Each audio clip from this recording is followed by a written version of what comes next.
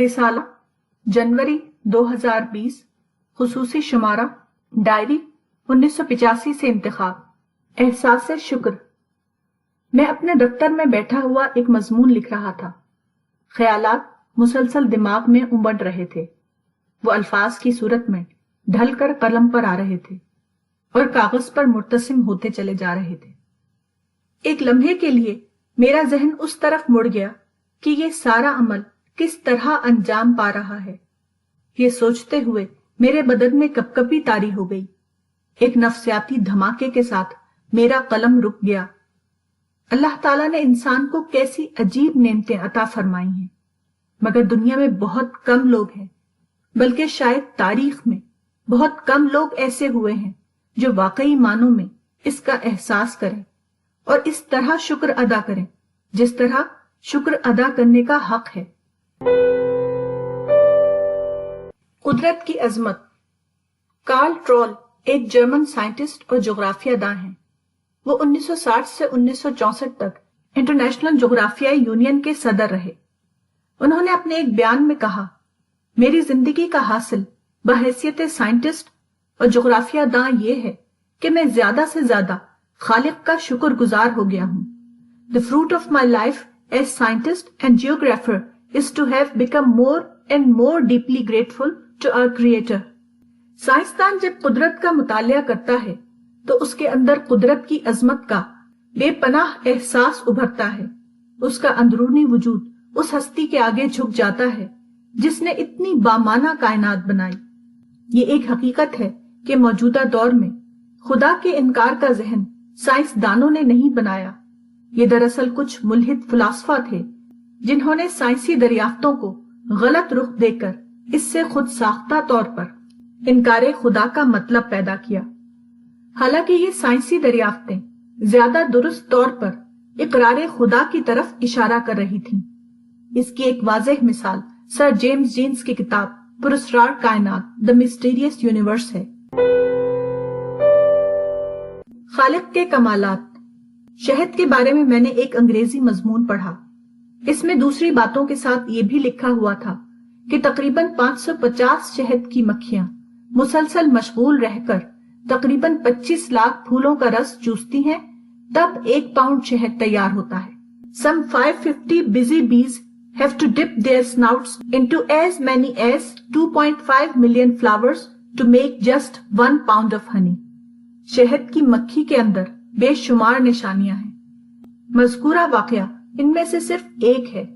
آدمی اگر اس پر غور کرے تو وہ خالق کے کمالات کے احساس سے سرشار ہو جائے۔ خدا اور نظام شمسی۔ نظام شمسی یا سولر سسٹم وہ ہے جس کے درمیان میں ایک روشن ستارہ یا سورج ہو اور اس روشن ستارے کے گرد غیر روشن سیارے مخصوص مدار میں گھوم رہے ہوں۔ اب تک کی تحقیق کے مطابق معلوم نظام شمسی ابھی تک صرف ایک ہے جس میں ہماری زمین واقع ہے۔ تاہم علماء فلکیات کا قیاس ہے کہ اس قسم کے مزید 1 ملین نظام شمسی کائنات میں ہو سکتے ہیں۔ کہکشاں یا گیلیکسی اس مجموعے کو کہتے ہیں جس میں روشن ستارے ایک خاص نظام کے اندر گردش کر رہے ہیں۔ ہماری قریبی کہکشاں جس کا نام ملکی وے ہے اور جو رات کے وقت لمبی سفید دھاری کی شکل میں دکھائی دیتی ہے، اس کے اندر تقریباً 1 کھرب ستارے ہیں اور ہمارا نظام شمسی اسی میں واقع ہے۔ سورج ہماری کہکشاں کی پلیٹ پر اپنے تمام سیاروں کو لیے ہوئے 175 میل فی سیکنڈ کی رفتار سے گردش کر رہا ہے۔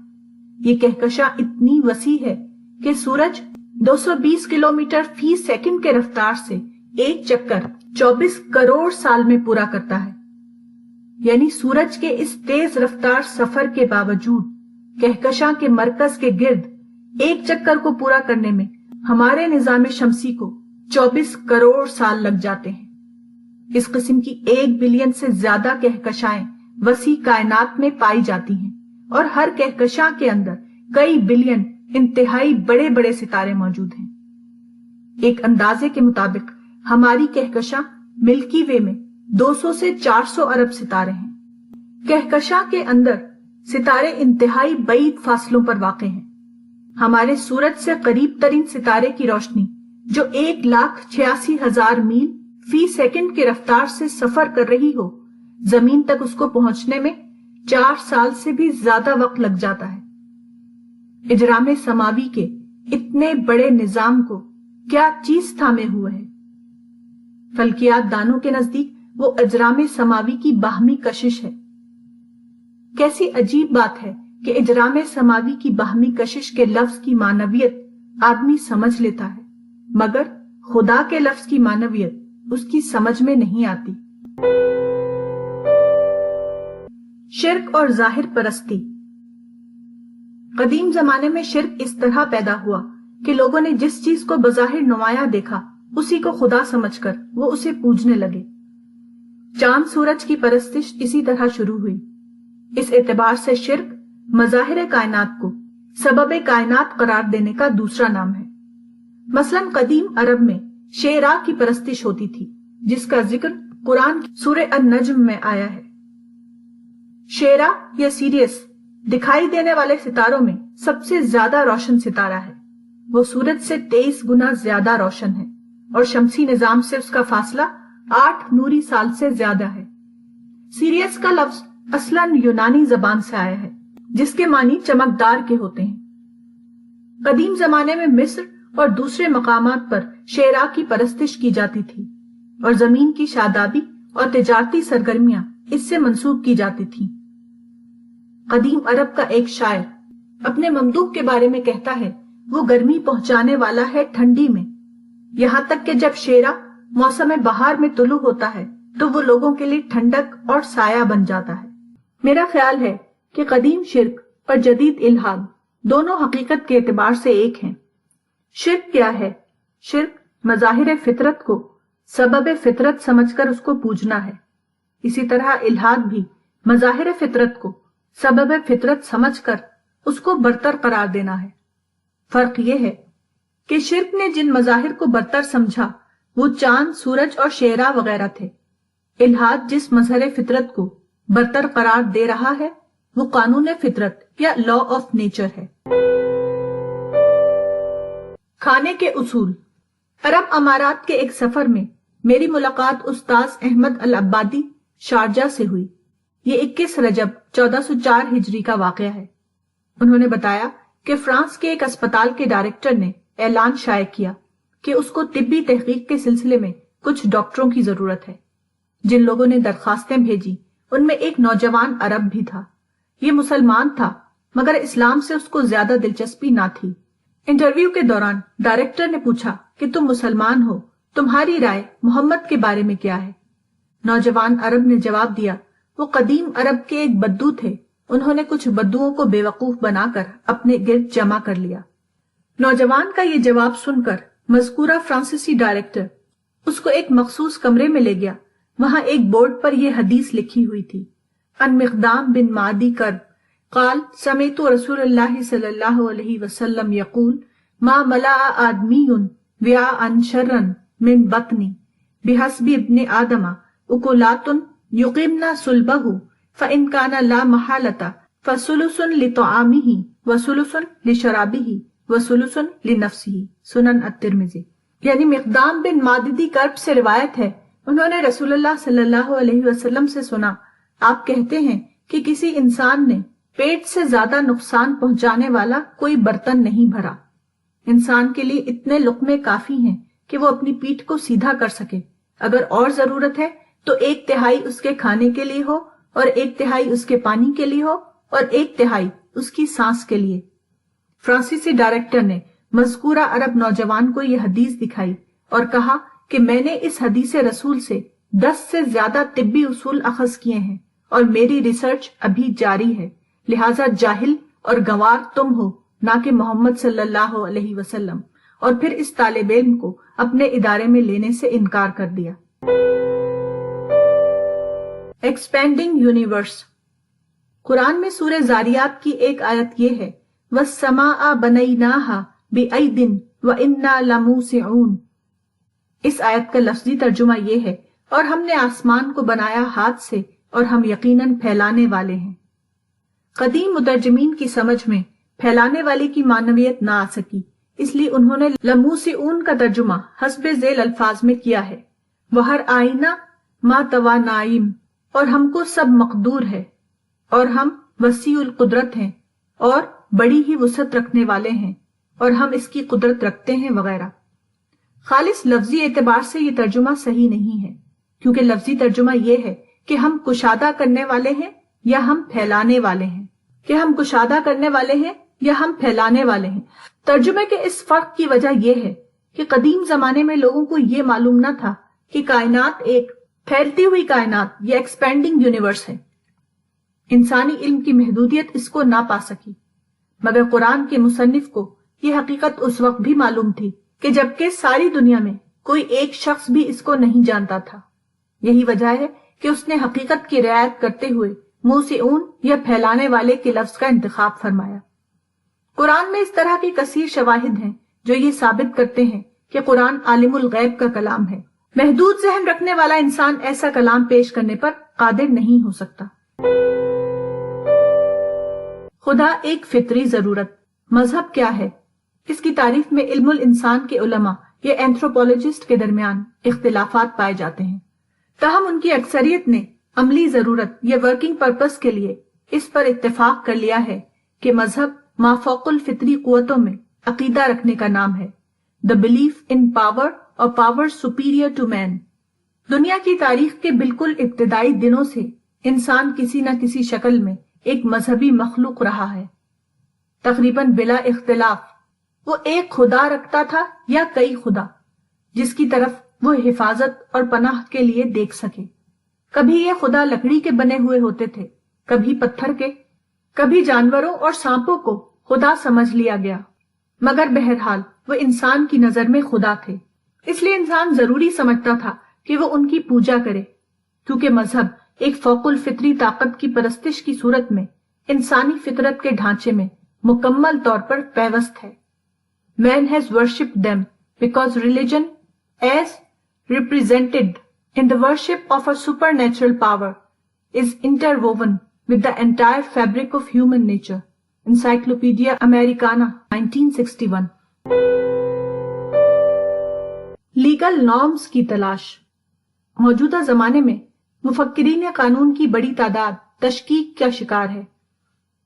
مثال کے طور پر گسٹیو ریڈ برش اور اس کے ساتھیوں کا کہنا ہے کہ مطلق قانون قابل دریافت نہیں ہے۔ اس کا مطلب یہ ہے کہ وہ قابل مظاہرہ نہیں۔ Absolute judgments about law are not discoverable, that is to say, not demonstrable۔ یہ نظریہ قانون کانٹ کے فلسفے سے نکلا ہے۔ کانٹ نے دکھایا ہے کہ ہم صرف جان سکتے ہیں کہ کیا ہے، ہم کیا ہونا چاہیے کو دریافت نہیں کر سکتے۔ چنانچہ گسٹیو ریڈ برش کا کہنا ہے کہ مطلوبہ قانون بذریعہ اعتراف یا کنفیشن اختیار کیا جا سکتا ہے، نہ کہ اس لیے کہ وہ علمی طور پر معلوم یا سائنٹیفکلی نون ہے۔ موجودہ زمانے میں قانون زبردست کوشش کے باوجود قانون کے معیار یا لیگل نارمز کی تلاش میں ناکام ہو چکا ہے۔ قابل فہم اسلوب۔ اسلام پر روایتی عقیدہ کافی نہیں۔ اسلامی تعلیمات کو جب آپ روایتی الفاظ میں بیان کرتے ہیں تو وہ صرف روایتی عقیدے کے طور پر ذہن میں داخل ہوتا ہے۔ اس کے برعکس جب اس کو وقت کی زبان میں بیان کیا جائے تو وہ سننے والے کی نفسیات کا جز بن جاتا ہے۔ ایک ناقابل فہم منتر آپ کسی کو یاد کرا سکتے ہیں، مگر ایسا منتر آدمی کی نفسیات میں شامل نہیں ہوگا، وہ بس اوپر اوپر رہے گا، اور کوئی عقیدہ جب تک نفسیات میں شامل نہ ہو وہ آدمی کے اندرون کو نہیں جگاتا، وہ اس کی قوت محرکہ نہیں بنتی۔ اسلامی تعلیمات کو وقت کے اسلوب میں بیان کرنے کی چند مثالیں یہ ہیں۔ مثلا سورہ عنکبوت میں یہ ہے کہ خدا صرف آمنا، ہم ایمان لائے کہنے پر آدمی کو نہیں چھوڑ دیتا، بلکہ وہ اس کی آزمائش کرتا ہے۔ اگر آپ آیت کا صرف ترجمہ کر دیں تو وہ جدید ذہن کے لیے کافی نہیں ہوگا، مگر جب آپ اس کو ان الفاظ میں بیان کریں کہ آدمی نارمل حالات میں جو کچھ کرتا ہے اس پر اللہ کے ہاں فیصلہ نہیں ہوگا، بلکہ اس عمل پر ہوگا جو وہ اب نارمل حالات میں کرتا ہے، تو وہ فوراً جدید انسان کی سمجھ میں آ جاتا ہے۔ اسی طرح قرآن میں ہے فَأُولَئِكَ يُبَدِّلُ اللَّهُ سَيِّئَاتِهِمْ حَسَنَاتٍ، یعنی اللہ ان کی برائیوں کو بھلائیوں سے بدل دے گا۔ اس کی تشریح آپ ان لفظوں میں کریں کہ خدا آدمی کے ڈس ایڈوانٹیج کو ایڈوانٹیج میں تبدیل کر دیتا ہے۔ یہ تشریح بآسانی جدید ذہن کے لیے قابل فہم ہو جائے گی۔ اسی طرح عورت اور مرد کے بارے میں قرآن میں یہ الفاظ آئے ہیں، بعضکم من بعض، یعنی تم سب ایک دوسرے سے ہو۔ اگر اس کی وضاحت آپ ان الفاظ میں کریں تو آج کا انسان فوراً اس کی حقیقت کو پا لے گا کہ اسلام کے نزدیک عورت اور مرد ایک دوسرے کا تکملہ یا کمپلیمنٹ ہیں، نہ کہ ایک دوسرے کا مسنا یا کاؤنٹر پارٹ۔ دائی مدعو نازک رشتہ۔ مولانا اسد اسرائیلی سنبھل کے رہنے والے ہیں۔ ایک مرتبہ ان سے ملاقات ہوئی اور دوران گفتگو ہندوستان کے فرقہ وارانہ فسادات کا ذکر ہوا۔ وہ رسالہ کے اس نقطۂ نظر سے متفق ہیں کہ یہ فسادات دائی اور مدعو کے رشتے کو مجروح کرتے ہیں۔ انہوں نے کہا، فرقہ وارانہ فسادات میں مسلمان نہیں مرتے، جو چیز مرتی ہے وہ دعوت حق کا امکان ہوتا ہے۔ ہندوستان میں ہندوؤں اور مسلمانوں کے درمیان جو جھگڑا ہے، اس میں مسلمان صرف اپنے مادی نقصانات کا رونا روتے ہیں۔ کوئی بھی یہ نہیں سوچتا کہ ان جھگڑوں کی وجہ سے دونوں قوموں کے درمیان معتدل فضا ختم ہو گئی ہے، اور معتدل فضا کے بغیر دعوتی عمل ممکن نہیں۔ اگر مسلمانوں کے اندر دعوت کا درد ہو تو وہ ہندوؤں سے اپنے تمام مادی جھگڑے یک طرفہ طور پر ختم کر دیں گے۔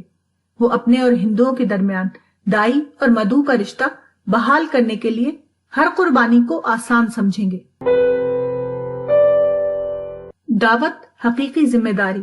مسلمان ساری دنیا میں وَضُرِبَتْ عَلَيْهِمُ الذِّلَّةُ وَالْمَسْكَنَةُ البقرہ کا مصداق ہو رہے ہیں۔ آیت کا ترجمہ یہ ہے، اور ڈال دی گئی ان پر ذلت اور محتاجی۔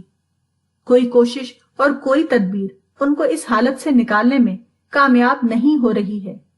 شاید یہ امت اس سنت الہی کی زد میں آ گئی ہے جس میں اس سے پہلے یہود آئے تھے۔ یہود اس لیے مغضوب ہوئے کہ کتاب الہی کے حامل ہونے کے باوجود انہوں نے حق کی گواہی نہیں دی، انہوں نے اس کا کتمان کیا۔ مسلمانوں کا حال بھی اب یہی ہو رہا ہے۔ ان کو خدا کی آخری وحی دی گئی تھی اور حکم ہوا تھا کہ جس طرح رسول نے اس امانت کو تمہارے پاس پہنچایا ہے، اسی طرح تم قیامت تک اس کو تمام قوموں تک پہنچاتے رہو، مگر امت نے صدیوں سے اپنی اس ذمہ داری کو چھوڑ رکھا ہے۔ موجودہ زمانے میں مسلمانوں کی ذلت اور مسکنت کا سبب یہی ہے۔ ان کو ذلت اور مسکنت سے نکالنے کی واحد تدبیر یہ ہے کہ ان کو دوبارہ دائی گروہ کی حیثیت سے اٹھایا جائے اور حق کا پیغام تمام بندگان خدا تک ان کی اپنی قابل فہم زبان میں پہنچایا جائے۔ یہی واحد عمل ہے جو مسلمانوں کو دوبارہ نصرت الہی کا مستحق بنا سکتا ہے اور ان کو دنیا اور آخرت میں سرفراز کر سکتا ہے۔ اللہ تعالیٰ نے اپنے فضل خاص سے آج ہمارے لیے ایسے حالات پیدا کر دیے ہیں کہ پچھلے تمام زمانوں سے زیادہ مؤثر شکل میں اس مہم کو انجام دیا جا سکتا ہے۔ ایک طرف پیٹرو ڈالر کے خزائن نے مسلمانوں کو اس پوزیشن میں کر دیا ہے کہ وہ اس کام کو اعلیٰ ترین سطح پر کرنے کی بڑی سے بڑی قیمت دے سکے۔ دوسری طرف جدید دریافتوں نے حیرت انگیز طور پر اسلام کے ان تمام معتقدات کے لیے خالص سائنسی دلائل فراہم کر دیے ہیں جن پر پچھلے زمانوں میں صرف قیاسی بحثیں کی جا سکتی تھیں۔ اگر ان دونوں امکانات کو دعوت حق کی مہم میں استعمال کیا جائے تو اظہار دین اور اعلاء کلمت اللہ کے خواب کو عالمی سطح پر ممکن بنایا جا سکتا ہے۔ اسلام بائی چوائس۔ تامل ناڈو کے علاقے میں بہت سے لوگوں نے اسلام قبول کیا ہے۔ وہاں کے ایک نو مسلم سے پوچھا گیا کہ آپ اپنے اور عام مسلمانوں کے درمیان کس قسم کا فرق پاتے ہیں؟ مذکورہ نو مسلم نے جواب دیا کہ وہ پیدائشی اتفاق کی بنا پر مسلمان ہیں، مگر ہم نے اپنے ارادے سے اسلام کو اختیار کیا ہے۔ They are Muslims by chance, but we are Muslims by choice۔ یہ فرق کوئی معمولی فرق نہیں، یہ فرق آدمی کے کردار میں زبردست فرق پیدا کرتا ہے۔ جن لوگوں کو اسلام محض پیدائشی طور پر مل جائے، ان کے اندر کوئی اسلامی حرارت نہیں ہوتی۔ وہ اسلام کے نام پر دوسروں کے خلاف جھوٹے ہنگامے کر سکتے ہیں، مگر خود ان کے اپنے اندر اسلام ایک انقلاب کے طور پر داخل نہیں ہوتا۔ مگر جو شخص اسلام کو خود اپنے انتخاب سے اختیار کرے، اس کے لیے اسلام ایک ذہنی انقلاب کے ہم مانی ہوتا ہے۔ وہ اس کی اندرونی شخصیت میں بھونچال کے ہم مانی ہوتا ہے۔ ایسے ہی افراد دراصل وہ لوگ ہیں جو تاریخ بناتے ہیں۔ سادہ مذہب۔ اسلام کی بہت سی خصوصیات ہیں جو مسلمانوں کو معمولی سی لگتی ہیں، مگر غیر مسلم ان خصوصیات کو بڑے اچنبے کی نظر سے دیکھتے ہیں۔ مثلا اسلام میں ایک شخص بلا واسطہ خدا کی عبادت کر سکتا ہے۔ ہم چونکہ روزانہ مسجد میں جا کر نماز پڑھتے ہیں، ہمیں اس کی اہمیت کا احساس نہیں ہوتا، مگر ایک غیر مسلم جب دیکھتا ہے کہ نماز کا وقت آیا اور مسلمان نے خدا کی طرف رخ کر کے اپنی عبادت شروع کر دی، وہ کسی واسطے کے بغیر براہ راست اپنے خدا سے مربوط ہو گیا، تو اس کو یہ بات بہت زیادہ اسٹرائک کرتی ہے۔ اسی طرح اسلام میں ہر حکم کے ساتھ رعایتی دفاع بھی شامل ہے۔ مثلا وضو نہ کر سکو تو تیمم کر لو، کھڑے ہو کر نماز پڑھنا مشکل ہو تو بیٹھ کر نماز پڑھ لو وغیرہ۔ اسی قسم کی چیز ان لوگوں کو بہت زیادہ متاثر کرتی ہیں جنہوں نے دوسرے مذاہب کے ماحول میں پرورش پائی ہے، کیونکہ دوسرے مذاہب میں صرف عزیمت کے احکام ہیں، ان کے ہاں رخصت کے احکام نہیں۔ اسی طرح دوسرے مذاہب میں عبادتی مراسم یا ریچولز کی بھرمار ہے۔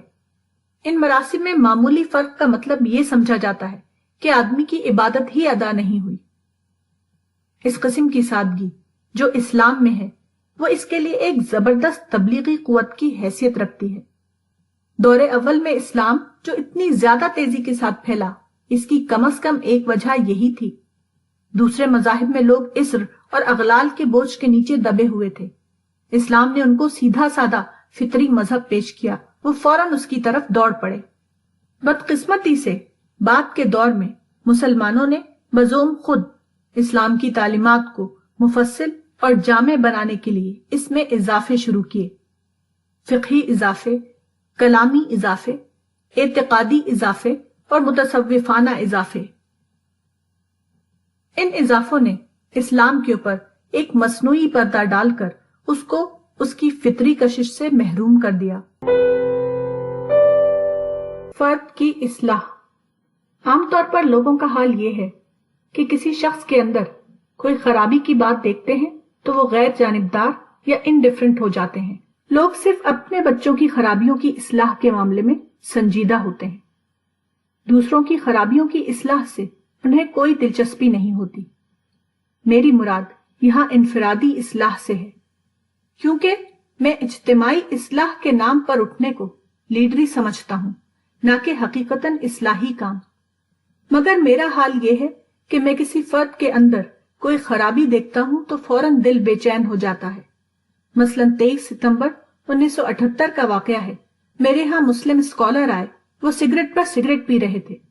میں نے انہیں سمجھا بجھا کر آمادہ کیا کہ وہ سگریٹ چھوڑ دیں، چنانچہ انہوں نے سگریٹ پھینک دی اور میری ڈائری میں یہ الفاظ لکھے: آج بتاریخ 23 ستمبر 1978 سے میں نے سگریٹ چھوڑ دی، اللہ تعالیٰ مجھے اپنے اس عہد پر قائم رکھے۔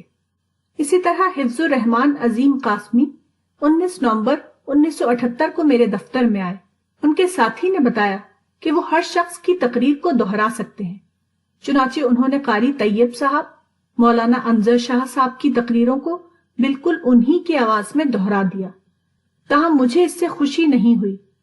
میں نے کہا کہ جب آپ کا حافظہ اتنا غیر معمولی ہے تو آپ اس کو نقل کے بجائے کسی زیادہ بہتر کام میں استعمال کریں۔ مثلا آپ انگریزی پڑھیں، اچھا حافظہ ہونے کی وجہ سے آپ بہت آسانی سے نئی زبان سیکھ سکتے ہیں۔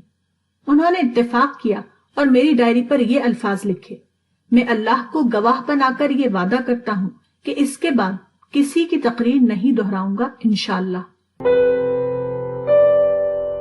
مقصد زندگی۔ رسول اللہ صلی اللہ علیہ وسلم کے بارے میں حضرت عائشہ نے فرمایا کہ لوگوں نے آپ کو روند ڈالا تھا، حتمہ الناس، صحیح مسلم۔ نہیں معلوم کہ اللہ تعالیٰ کی کیا مصلحت ہے، مگر میرے جیسے کمزور آدمی کے ساتھ بھی یہ واقعہ پیش آیا ہے کہ لوگوں نے مجھ کو اتنا زیادہ ستایا ہے کہ اس کے لیے انسانی زبان میں سب سے موزوں لفظ یہی ہے: لوگوں نے مجھ کو روند ڈالا۔ پھر بھی میں زندہ ہوں۔ اپنے حال پر مجھے ایک قصہ یاد آتا ہے۔ ایک رسالے نے ایک بار ایک انعامی سوال نامہ چھاپا۔ سوال یہ تھا کہ ایک عورت کی شادی ایک مرد سے ہوئی۔ عورت اس مرد کو بہت زیادہ چاہتی تھی، मगर शादी के जल्द ही बाद मर्द का इंतकाल हो गया और उसने एक छोटा बच्चा छोड़ा।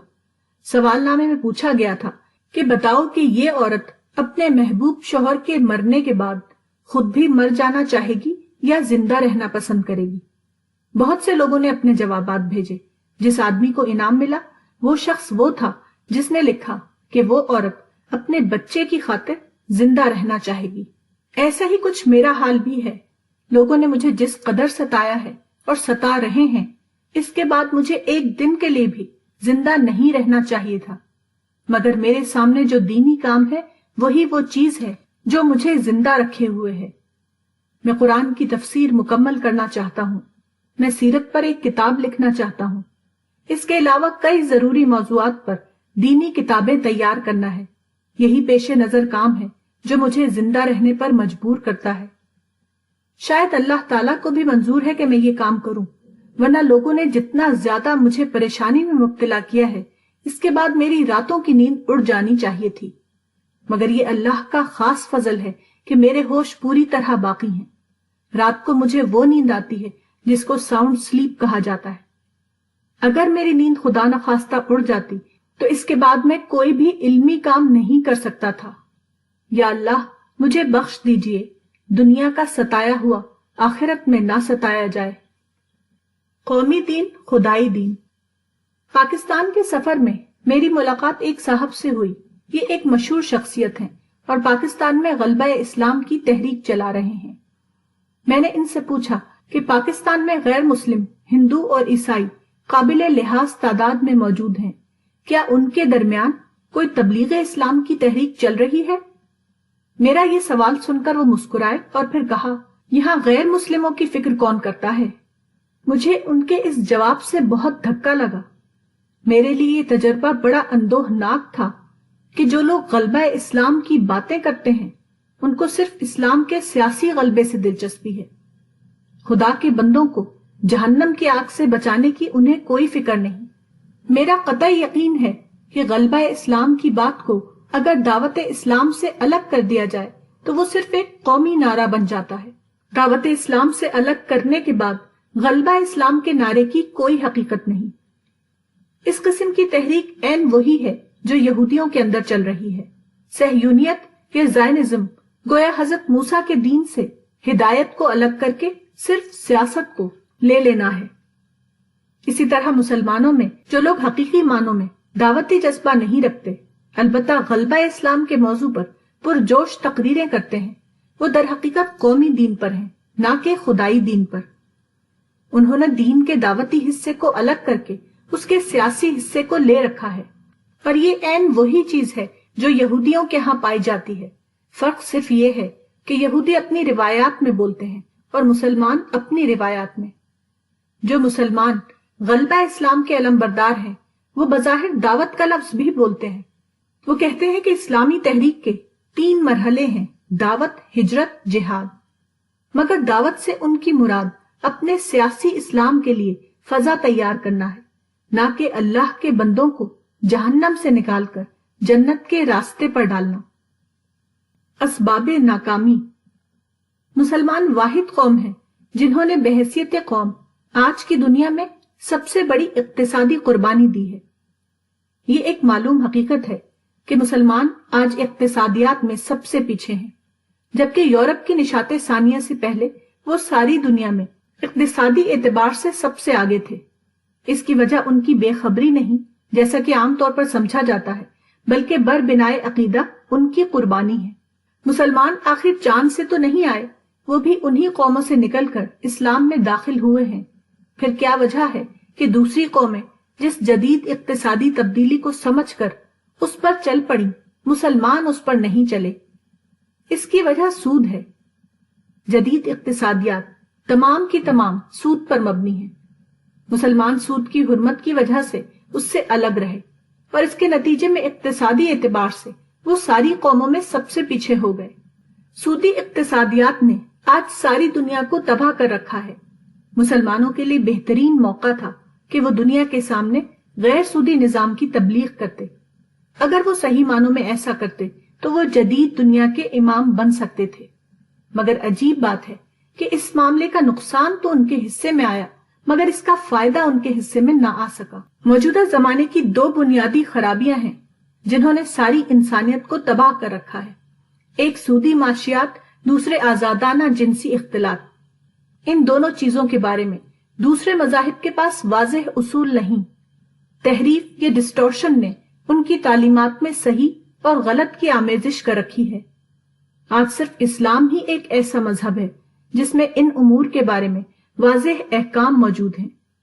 ان کو لے کر دنیا کے سامنے کھڑا ہونے کے لیے دعوتی ذہن اور علم درکار ہے، اور یہی دونوں چیزیں ہیں جو مسلمانوں کے پاس موجود نہیں۔ موضوع الفاظ کا چناؤ۔ ایک صاحب سے ملاقات ہوئی، وہ الرسالہ کے پرانے قاری ہیں۔ میں نے الرسالہ کے بارے میں ان کا تاثر پوچھا۔ انہوں نے کہا، میں سب سے پہلے سفر نامہ پڑھتا ہوں، آپ کا سفر نامہ بہت دلچسپ ہوتا ہے۔ اس قسم کا تبصرہ ذاتی طور پر مجھے پسند نہیں، کیونکہ الرسالہ ذہنی تفریح کے لیے نہیں نکالا گیا ہے کہ لوگ اس کو دلچسپی کے لیے پڑھ لیا کریں۔ چنانچہ موصوف کی زبان سے یہ جملہ سن کر مجھے سخت ناگواری ہوئی، مگر میں نے ناگواری کو برداشت کیا اور اس کا اثر اپنی گفتگو یا ظاہری رویے میں آنے نہیں دیا۔ اس کے بعد انہوں نے مزید اپنے تاثرات بیان کیے، الرسالہ کے بارے میں بھی اور مکتبہ الرسالہ کی مطبوعات کے بارے میں بھی۔ ان کی مزید گفتگو سننے کے بعد اندازہ ہوا کہ ان کے بارے میں میرا وہ تاثر صحیح نہ تھا جو ان کے ابتدائی فقرے کو سن کر ہوا تھا۔ وہ الرسالہ کو محض دلچسپی کے لیے نہیں پڑھتے، بلکہ وہ ان کے دل میں اتر چکا ہے اور وہ اس کو اپنے حلقے میں پھیلانے کی بھی برابر کوشش کرتے رہتے ہیں۔ اس سے میں نے یہ سبق لیا کہ آدمی کے بارے میں رائے قائم کرنے میں جلدی نہیں کرنی چاہیے۔ اس سلسلے میں ایک بات یہ ہے کہ بیشتر آدمی یہ نہیں جانتے کہ کسی بات کو کہنے کے لیے موزوں ترین لفظ کیا ہے۔ وہ اکثر ایک موزوں بات کو غیر موزوں الفاظ میں بیان کرتے ہیں۔ اس کی وجہ سے غیر ضروری قسم کی غلط فہمیاں پیدا ہو جاتی ہیں۔ ہم کو چاہیے کہ ہم آدمی کو زیادہ سے زیادہ رعایت دیں۔ اجتماعی زندگی کو فساد سے بچانے کا یہی واحد کامیاب طریقہ ہے۔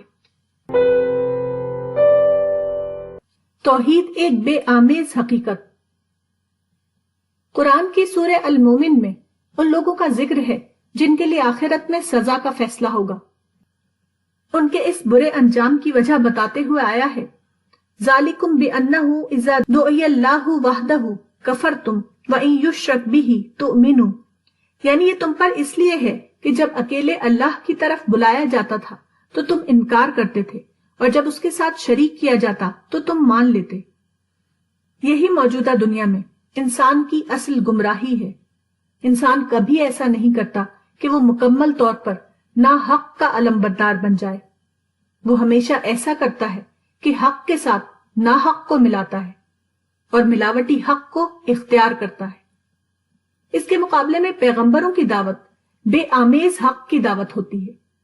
پیغمبر اور غیر پیغمبر کی دعوت میں خالص منطقی اعتبار سے حق اور ناحق کا فرق نہیں ہے، بلکہ بے آمیز حق اور آمیزش والے حق کا فرق ہے۔ یہی فرق ایک گروہ کو قابل انعام بناتا ہے اور دوسرے گروہ کو قابل سزا۔ ملاوٹی حق سے انسان کو اتنی زیادہ دلچسپی کیوں ہے؟ اس کی وجہ صرف ایک ہے، اور وہ یہ کہ اس طریقے کو استعمال کرنے میں آدمی کے اپنے جھوٹے دین کی نفی نہیں ہوتی۔ وہ خدا کو مانتے ہوئے بتوں کی پرستش کو بھی جاری رکھ سکتا ہے۔ یہی وجہ ہے کہ جو لوگ ملاوٹی حق کو پیش کریں وہ فوراً عوام کے اندر مقبولیت حاصل کر لیتے ہیں۔ ان کی باتوں میں ہر ایک اپنا ریکگنیشن پا لیتا ہے۔ ایسے لوگ ایک طرف اصول پرستی کی باتیں کرتے ہیں اور دوسری طرف مفاد پرستی کی۔ ایک طرف وہ آفاقیت کا قصیدہ پڑھتے ہیں اور دوسری طرف قوم پرستی کا ترانہ گاتے ہیں۔ وہ ایک طرف آخرت کا نام لیتے ہیں اور دوسری طرف دنیاوی جھگڑوں میں بھی لوگوں کے ساتھ شریک رہتے ہیں۔ پیغمبر کی دعوت کے انکار کی وجہ یہ ہے کہ اس میں ہر ایک اپنی نفی محسوس کرنے لگتا ہے۔ اس کے مقابلے میں مشرک لیڈر کو ماننے میں کسی کو اپنی نفی نظر نہیں آتی۔ اس میں کسی کو اپنی جگہ سے ہٹنے کی ضرورت پیش نہیں آتی۔ ہر آدمی جہاں ہے وہیں وہ اپنے مفروضہ حق کو بھی پا لیتا ہے۔ یہی وجہ ہے کہ مشرک کے ساتھ بھیڑ جمع ہو جاتی ہے اور موحد اس دنیا میں اکیلا رہ جاتا ہے۔ آخری پیشی۔ ایک شریر آدمی نے موقع پا کر ایک بزرگ کے مکان پر قبضہ کر لیا۔ اس کے بعد اس نے مزید یہ کیا کہ بزرگ کے اوپر جھوٹے مقدمے قائم کر دیے تاکہ وہ دباؤ میں آ کر اس کے ناجائز قبضے کو مان لیں۔ عدالت کی پیشیاں ہونے لگیں اور بزرگ کی توجہ اور پیسہ غیر ضروری طور پر اس میں ضائع ہونے لگا۔ تاہم بزرگ اس سے پریشان نہیں ہوئے۔ مذکورہ شخص سے ملاقات ہوئی تو انہوں نے کہا، یاد رکھو آخری پیشی خدا کے ہاں ہونے والی ہے۔ موجودہ دنیا میں انسان کا حال یہ ہے کہ وہ جھوٹی تدبیریں کر کے دوسروں کے مال پر قبضہ کرتا ہے اور پھر فتح کا قہقہہ لگاتا ہے۔ وہ فرضی کارروائیاں کر کے دوسروں کی جائیداد کو اپنے نام لکھوا لیتا ہے اور پھر اپنے دوستوں میں اس کا تذکرہ اس طرح کرتا ہے گویا اس نے کوئی بہت بڑی کامیابی حاصل کی ہے۔ مگر اس قسم کی فتوحات اور کامیابی جھوٹی فتوحات اور کامیابیاں ہیں۔ وہ خدا کے ہاں پیشی کے وقت اتنی بے معنی ثابت ہوں گی کہ آدمی کے پاس الفاظ بھی نہ ہوں گے کہ وہ اپنی حمایت میں کچھ بول سکے۔ وہ وہاں خود ہی اپنے جرم کا اعتراف کرے گا، اگرچہ اس وقت اعتراف کرنا اس کے کچھ کام نہ آئے گا۔ اکابر پرستی۔ زمام بن ثعلبہ ایک صحابی ہیں۔ وہ اپنے قبیلے سعد بن بکر کی طرف سے نمائندہ بن کر مدینہ آئے اور اسلام قبول کیا۔ اس کے بعد وہ اسلام کے دائی بن کر اپنے قبیلے کی طرف لوٹے۔ قبیلے میں پہنچ کر انہوں نے پہلی بات جو کہی وہ یہ تھی، کتنے برے ہیں یہ لات اور عزا جن کی تم پرستش کرتے ہو۔ قبیلے کے اندر لات اور عزا کی عظمت بیٹھی ہوئی تھی۔ انہوں نے کہا، زمام چپ رہو، لات اور عزا کو اس طرح برا مت کہو، اس سے ڈرو کہ تم کو برس ہو جائے، تم کو جزام ہو جائے، تم کو جنون ہو جائے۔ زمام نے کہا، خدا کی قسم یہ لات اور عزا نہ ہمارا کچھ بگاڑ سکتے ہیں اور نہ ہم کو کوئی فائدہ پہنچا سکتے۔ سیرت ابن حشام۔ لات اور عزا بظاہر پتھر کے بت تھے، پھر قوم کے لوگوں نے ایسی بات کیوں کہی؟ اس کی وجہ یہ ہے کہ یہ پتھر کے مجسمے حقیقتاً ان کے قدیم بزرگوں کے مجسمے تھے۔ ان پتھروں کے ذریعے وہ اپنے بزرگوں کو پوج رہے تھے۔ حضرت زمام سے جو کچھ انہوں نے کہا وہ بدلے ہوئے الفاظ میں یہ تھا، ہمارے بزرگوں کو برا مت کہو ورنہ تم پر آفت آ جائے گی۔ یہی قوموں کی خاص گمراہی ہے، وہ پہلے بھی تھی اور آج بھی پوری طرح باقی ہے۔ قوموں کا یقین جب خدا سے ہٹتا ہے تو وہ اکابر اور بزرگوں پر آ کر رک جاتا ہے۔ لوگ اپنے اکابر سے وہ عقیدت وابستہ کر لیتے ہیں جو عقیدت صرف ایک خدا سے ہونی چاہیے۔ یہی وجہ ہے کہ ہر دور میں لوگ سب سے زیادہ جس چیز سے برہم ہوتے ہیں وہ یہ ہے کہ ان کے بزرگوں اور اکابر پر تنقید کی جائے۔ عروج و زوال۔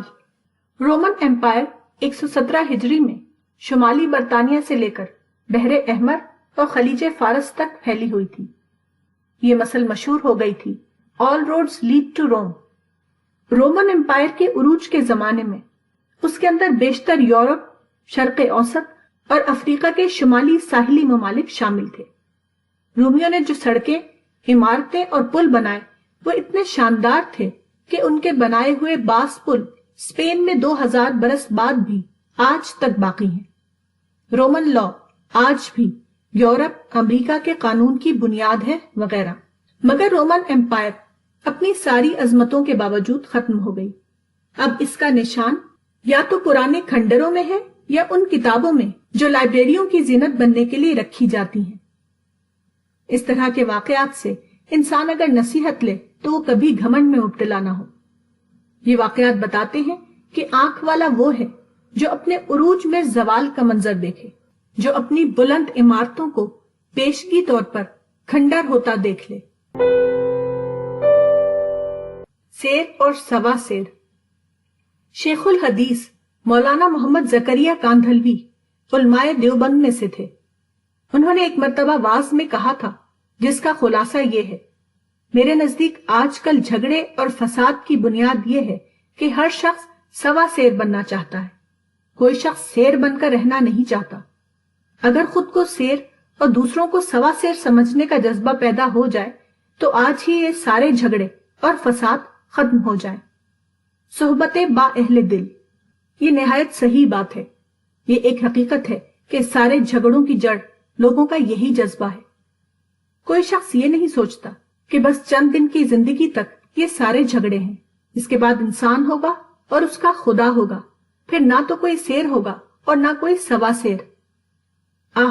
انسان آج سیر بن کر رہنے پر راضی نہیں، حالانکہ اس پر وہ دن آنے والا ہے جبکہ وہ نہ ہی سیر رہے گا اور نہ سوا سیر، بلکہ وہ کچھ نہ ہوگا، کیونکہ اللہ کے مقابلے میں کسی کی کوئی حیثیت نہیں۔ اگر لوگ جان لیں کہ بالآخر وہ کچھ بھی نہ رہیں گے تو وہ یوں ہی سیر بننے پر راضی ہو جائیں اور پھر تمام جھگڑے بھی اچانک ختم ہو جائیں۔ دلیل کا غلط استعمال۔ مسٹر توقیر احمد ایم اے نے اپنے گاؤں کا ایک دلچسپ قصہ بتایا۔ ان کے ہاں کے ایک زمیندار نے اپنا آم کا باغ پھل کے موسم میں پھل والے کے ہاتھ فروخت کیا۔ اس کے بعد تیز آندھی آئی اور اکثر آم جھڑ گئے۔ باغبان زمیندار سے ملا، اس نے فریاد کی کہ آندھی سے پھلوں کا بہت زیادہ نقصان ہوا ہے، آپ دام کم کر دیجئے ورنہ میں بالکل دیوالیہ ہو جاؤں گا۔ زمیندار نے دام کم کرنے سے انکار کر دیا اور کسی قسم کی رعایت دینے پر راضی نہ ہوا۔ توقیر صاحب کو باغبان پر رحم آیا، انہوں نے زمیندار کے سامنے باغبان کی سفارش کی۔ زمیندار بگڑ گیا، اس نے کہا کہ تم کمیونسٹ لوگ اس بات کو نہیں سمجھ سکتے، انسان کا رزق انسان کے ہاتھ میں نہیں ہے، وہ خدا کے ہاتھ میں ہے، خدا چاہے گا تو اس کو پہلے سے بھی زیادہ دے دے گا۔ انسان کیسا عجیب ہے، دوسروں کے خلاف اس کو قرآن سے بے شمار دلیلیں مل جاتی ہیں، مگر اپنے خلاف اس کو قرآن سے کوئی دلیل نہیں ملتی۔ زمیندار صاحب کو خود اپنے لیے تو پھل کے تاجر سے لینا تھا، مگر اس تاجر کے بارے میں انہیں یقین تھا کہ اس کو خدا سے مل جائے گا۔ مدح سرائی۔ ظہیر فاریابی، ظہیر الدین ابو الفضل طاہر بن محمد، وفات 1201، ایک فارسی شاعر تھا۔ اس نے سلجوقی بادشاہ کی مدح میں قصیدہ لکھا۔ قدیم ایرانی روایت کے مطابق اس میں اس نے زبردست مبالغہ آرائی کی۔ اس قصیدے کا ایک شعر یہ تھا: نہ کرسی فلک نہد اندیشہ زیر پائے، تا بوسہ بر رکاب غزل ارسلان زند۔ خیال کو غزل ارسلان بادشاہ کی رکاب کو بوسہ دینے کے لیے 9 آسمانوں کو پاؤں کے نیچے رکھنا پڑا۔ اس مبالغے پر ناگواری کا اظہار کرتے ہوئے شیخ سعدی مصلح الدین ابن عبداللہ شیرازی نے کہا: چے حاجت کے نہ کرسی آسمان، نہیں زیر پائے غزل ارسلان۔ اس کی کیا ضرورت ہے کہ تم آسمان کی 9 کرسیوں کو غزل ارسلان بادشاہ کے پاؤں کے نیچے رکھو؟ مگر شیخ سعدی نے یہ شعر اس وقت کہا تھا جبکہ وہ زیادہ تر سیر و سیاحت میں مشغول رہتے تھے اور آزادانہ زندگی گزارتے تھے۔ اس وقت وہ ہر چیز سے بے نیاز تھے، وہ اس کی ضرورت محسوس نہیں کرتے تھے کہ کسی رئیس یا بادشاہ کی مدح خوانی کریں۔ مگر بعد کے زمانے میں انہوں نے شیراز میں مستقل سکونت اختیار کر لی۔ اس وقت دوسرے شاعروں کی طرح ان کے تعلقات بھی دربار شاہی سے ہو گئے۔ اس وقت وہ اپنے ماحول سے متاثر ہوئے بغیر نہ رہ سکے، چنانچہ انہوں نے بھی بادشاہوں کی مدح میں مبالغہ آمیز قصیدے لکھے۔ سلطان شیراز عطابق ابو بکر بن سعد زنگی کی مدح میں وہ اپنے ایک قصیدے میں کہتے ہیں: توئی سایہ لطف حق بر زمین، پیمبر صفت رحمت للعالمین۔ تم ہی زمین پر خدا کی مہربانی کا سایہ ہو، تم پیغمبر کی طرح دنیا والوں کے لیے رحمت ہو۔ اکثر انسان اپنے حالات کی پیداوار ہوتے ہیں، اگر ان کے حالات بدل جائیں تو وہ خود بھی بدل جاتے ہیں۔ صرف علم۔ عبداللہ بن مبارک وفات 181 ہجری کا ایک قول ہے: لا يزال المرء عالما ما طلب العلم فاذا ظن انه قد علم فقد جهل المجالس وجواہر العلم، یعنی آدمی اس وقت تک عالم رہتا ہے جب تک وہ علم سیکھتا رہے، جب وہ گمان کرے کہ وہ عالم ہو گیا ہے تو پھر وہ جاہل ہو گیا۔ عباس محمود العقاد کہا کرتے تھے کہ علم پڑھنے کا نام ہے۔ وہ بہت افسوس کرتے تھے کہ اکثر لکھنے والوں کا یہ حال ہے کہ وہ جتنا پڑھتے ہیں اس سے زیادہ وہ لکھتے ہیں۔ معلم اور معلم کا رشتہ۔ ہندوستان کے دینی مدارس کے معلم یقیناً ایک اہم خدمت انجام دے رہے ہیں۔ یہ ایسی نسل کی تیاری میں لگے ہوئے ہیں جس سے دینی روایت کا تسلسل قائم ہے۔ اسی طرح یہ مدارس آزاد ہندوستان میں اردو کو زندہ رکھنے کا ایک بڑا ذریعہ ہے، مگر ہندوستان کے دینی مدرسوں میں جو ماحول ہے وہ معلمین کے فکری مستوی کو بلند نہیں ہونے دیتا۔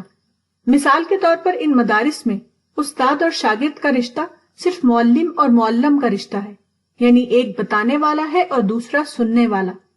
اس کی وجہ سے معلمین کا مزاج ایسا بن جاتا ہے کہ وہ اپنے ذہن سے باہر کی حقیقتوں کو سمجھ نہیں پاتے۔ طلبہ کے سامنے ان کی حیثیت یہ ہوتی ہے کہ انہیں سیکھنا نہیں ہے بلکہ سکھانا ہے۔ اس سے ان کا ذہن جمود یا اسٹیگنیشن کا شکار ہو جاتا ہے۔ مزید یہ کہ جاننا یا دوسروں کے نقطہ نظر کو سمجھنے کی کوشش کرنا، یہ سب باتیں ان کے مزاج سے خارج ہو جاتی ہیں۔ اس کے برعکس مغرب میں تعلیم کا تصور بالکل دوسرا ہے۔ مغرب میں استاد اور شاگرد کے درمیان معلم اور معلم کا تعلق نہیں بلکہ رفیق کا تعلق ہے۔ ان کے نزدیک تعلیم ایک مشترک سفر ہے جس کو استاد اور شاگرد دونوں مل کر انجام دیتے ہیں۔ اس طرح کے ماحول میں انسان کا ذہن یہ بنتا ہے کہ اس کو اگر کچھ دینا ہے تو اسی کو دوسرے سے کچھ لینا بھی ہے، اور اگر کچھ باتیں جانتا ہے تو دوسرے بھی کچھ باتوں کو جانتے ہیں جن کو اسے دوسرے سے لینا چاہیے۔ مغرب کے تعلیمی نظام میں معلم کے اندر ذہنی جمود پیدا نہیں ہوتا، اس کے اندر یہ صلاحیت زندہ رہتی ہے کہ وہ اپنے سے باہر کی حقیقتوں کو سمجھے اور ان سے فائدہ اٹھائے۔ اس کے برعکس ہمارے دینی مدارس کا ماحول مذکورہ سبب سے جامد ذہنیت پیدا کرنے کا کارخانہ بن گیا ہے۔ یہی وجہ ہے کہ ان مدارس کے ذریعے تحفظ دین کا کام تو کسی درجے میں ہوا، مگر احیاء دین کا کام ان مدارس کے ذریعے مطلق نہ ہو سکا۔ شاعرانہ چھاپ۔ ایک مقالہ پڑھا جس کا عنوان ہے میں اور انسانیت۔ مقالہ ان الفاظ سے شروع ہوتا ہے: اس نے آنکھیں کھول کر دیکھا تو کائنات کا ذرہ ذرہ اس کے قدموں سے لپٹنے کے لیے بے چین و بے قرار نظر آیا۔ پہاڑوں نے اپنے سینے کشادہ کر دیے، دریا کی گہرائیاں پایاب ہو گئیں، بے قرار سمندر اس کے لیے خود ساحل بنانے لگے۔ آفتاب نے اس کی عظمت و بزرگی کے اعتراف میں اپنی روشنی پیش کر دی کہ یہ انسان عظیم ہے۔ مقالہ اسی قسم کے الفاظ سے شروع ہوتا ہے اور اسی قسم کے الفاظ پر ختم ہو جاتا ہے۔ موجودہ زمانے میں اردو کی سب سے بڑی بدقسمتی یہ تھی کہ اس کے اوپر شاعری کا غلبہ رہا، چنانچہ نہ صرف نظم میں شاعری کی گئی بلکہ نثر میں بھی یہی انداز جاری رہا۔ خطیبوں نے اپنی خطابت میں بھی یہی انداز اختیار کیا۔ اردو زبان میں یہ انداز اتنا زیادہ عام ہوا کہ زبان اور اس کے اسالیب اسی انداز میں ڈھل گئے۔ شاعرانہ انداز اظہار اردو پر بالکل چھا گیا، چنانچہ اب یہ حال ہے کہ اگر کسی خیال کو سادہ طور پر ادا کرنا چاہیں تو اردو میں اس کے لیے الفاظ نہیں ملتے۔ سائنٹیفک اسلوب سادہ اسلوب ہے، وہ حقیقت نگاری کا دوسرا نام ہے، مگر اردو اپنے شاعرانہ انداز کی وجہ سے اس کے بالکل نااہل ہو گئی کہ اس میں کسی بات کو سائنٹیفک انداز سے بیان کیا جا سکے۔ جوش خطابت 1973 کا واقعہ ہے۔ اسرائیل اور فلسطینیوں کی لڑائی میں فلسطینیوں کا کافی نقصان ہوا تھا اور مسلمانوں میں غم و غصے کا ماحول تھا۔ 19 اکتوبر 1973 کو جمعیت علماء کے زیر اہتمام دہلی میں ایک احتجاجی جلوس نکالا گیا۔ یہ جلوس جامع مسجد سے شروع ہو کر امریکی سفارت خانے پر ختم ہوا۔ دہلی کے مسلمانوں کے علاوہ اطراف کے شہروں کے مسلمان بھی بڑی تعداد میں آ کر اس میں شامل ہوئے تھے۔ میں بھی الجمیہ ویکلی کے ایڈیٹر کی حیثیت سے اس جلوس میں شریک تھا۔ ہزاروں کی تعداد میں لوگ نئی دہلی میں واقع امریکی سفارت خانے کے گیٹ پر جمع ہو گئے۔ لوگ اس قدر جوش میں تھے گویا کہ وہ گیٹ کو توڑ کر سفارت خانے کے اندر داخل ہو جائیں گے، تاہم وہاں پولیس کا کافی انتظام تھا، اس لیے لوگ اندر داخل نہ ہو سکے۔ مولانا سید احمد ہاشمی صاحب نے ایک ٹرک پر کھڑے ہو کر تقریر کی۔ انہوں نے اپنی تقریر میں جوش و جذبے کا مظاہرہ کرنے کے بعد آخر میں کہا کہ اس وقت فلسطینی عربوں کو سب سے زیادہ جس چیز کی ضرورت ہے وہ خون ہے۔ ہزاروں لوگ زخمی ہو کر اسپتالوں میں پڑے ہوئے ہیں، ان کی صحت کے لیے انہیں فوری طور پر خون پہنچانا بہت ضروری ہے۔ انہوں نے کہا کہ یہاں ایک رجسٹر رکھا گیا ہے، آپ میں سے جو لوگ خون دینا چاہیں وہ رجسٹر میں اپنا نام لکھوا دیں۔ انہوں نے مزید کہا کہ ابھی فوراً خون نہیں لیا جائے گا، ابھی صرف نام اور پتہ لکھا جائے گا۔ جتنے آدمی نام لکھوائیں گے ان کی فہرست یہاں ہم عرب سفارت خانے میں دے دیں گے. اس کے بعد ان کے مطالبے کے مطابق آپ حضرات کو خون دینے کے لیے بلایا جائے گا. مقرر نے اپنے اس اعلان کو بار بار دہرایا اور ان کو نام لکھوانے پر ابھارا، مگر غالباً ہزاروں کے مجمع سے کوئی ایک شخص بھی نہیں تھا جس نے رجسٹر میں اپنا نام لکھوایا ہو. امریکی سفارت خانے کے خلاف جوش و خروش کا مظاہرہ کرنے والے اس وقت بالکل ٹھنڈے ہو گئے جب انہیں اپنا خون دینے کے لیے پکارا گیا. ایک ایک شخص خاموشی کے ساتھ اپنے گھر کی طرف واپس چلا گیا. فخر اسلاف. نصف صدی پہلے امیر شکیب ارسلان نے ایک عربی کتاب لکھی تھی جو مندرجہ ذیل نام سے چھپی تھی، لماذا تأخر المسلمون وتقدم غیرہم. مسلمان کیوں پیچھے ہو گئے اور ان کے سوا دوسرے لوگ آگے ہو گئے. مگر نصف صدی بعد بھی یہ سوال حل نہ ہو سکا.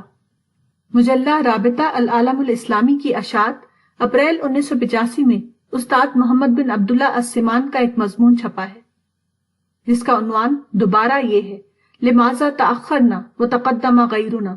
مضمون نگار نے لکھا ہے کہ مسلمان عام طور پر اپنے اسلاف پر فخر کرتے ہیں. وہ روم و ایران کی فتح اور بدر و حنین اور یرموک و قادسیہ کی فتوحات کا ذکر کر کے خوش ہوتے ہیں. مگر سوال یہ ہے کہ خود ہم نے کیا کیا؟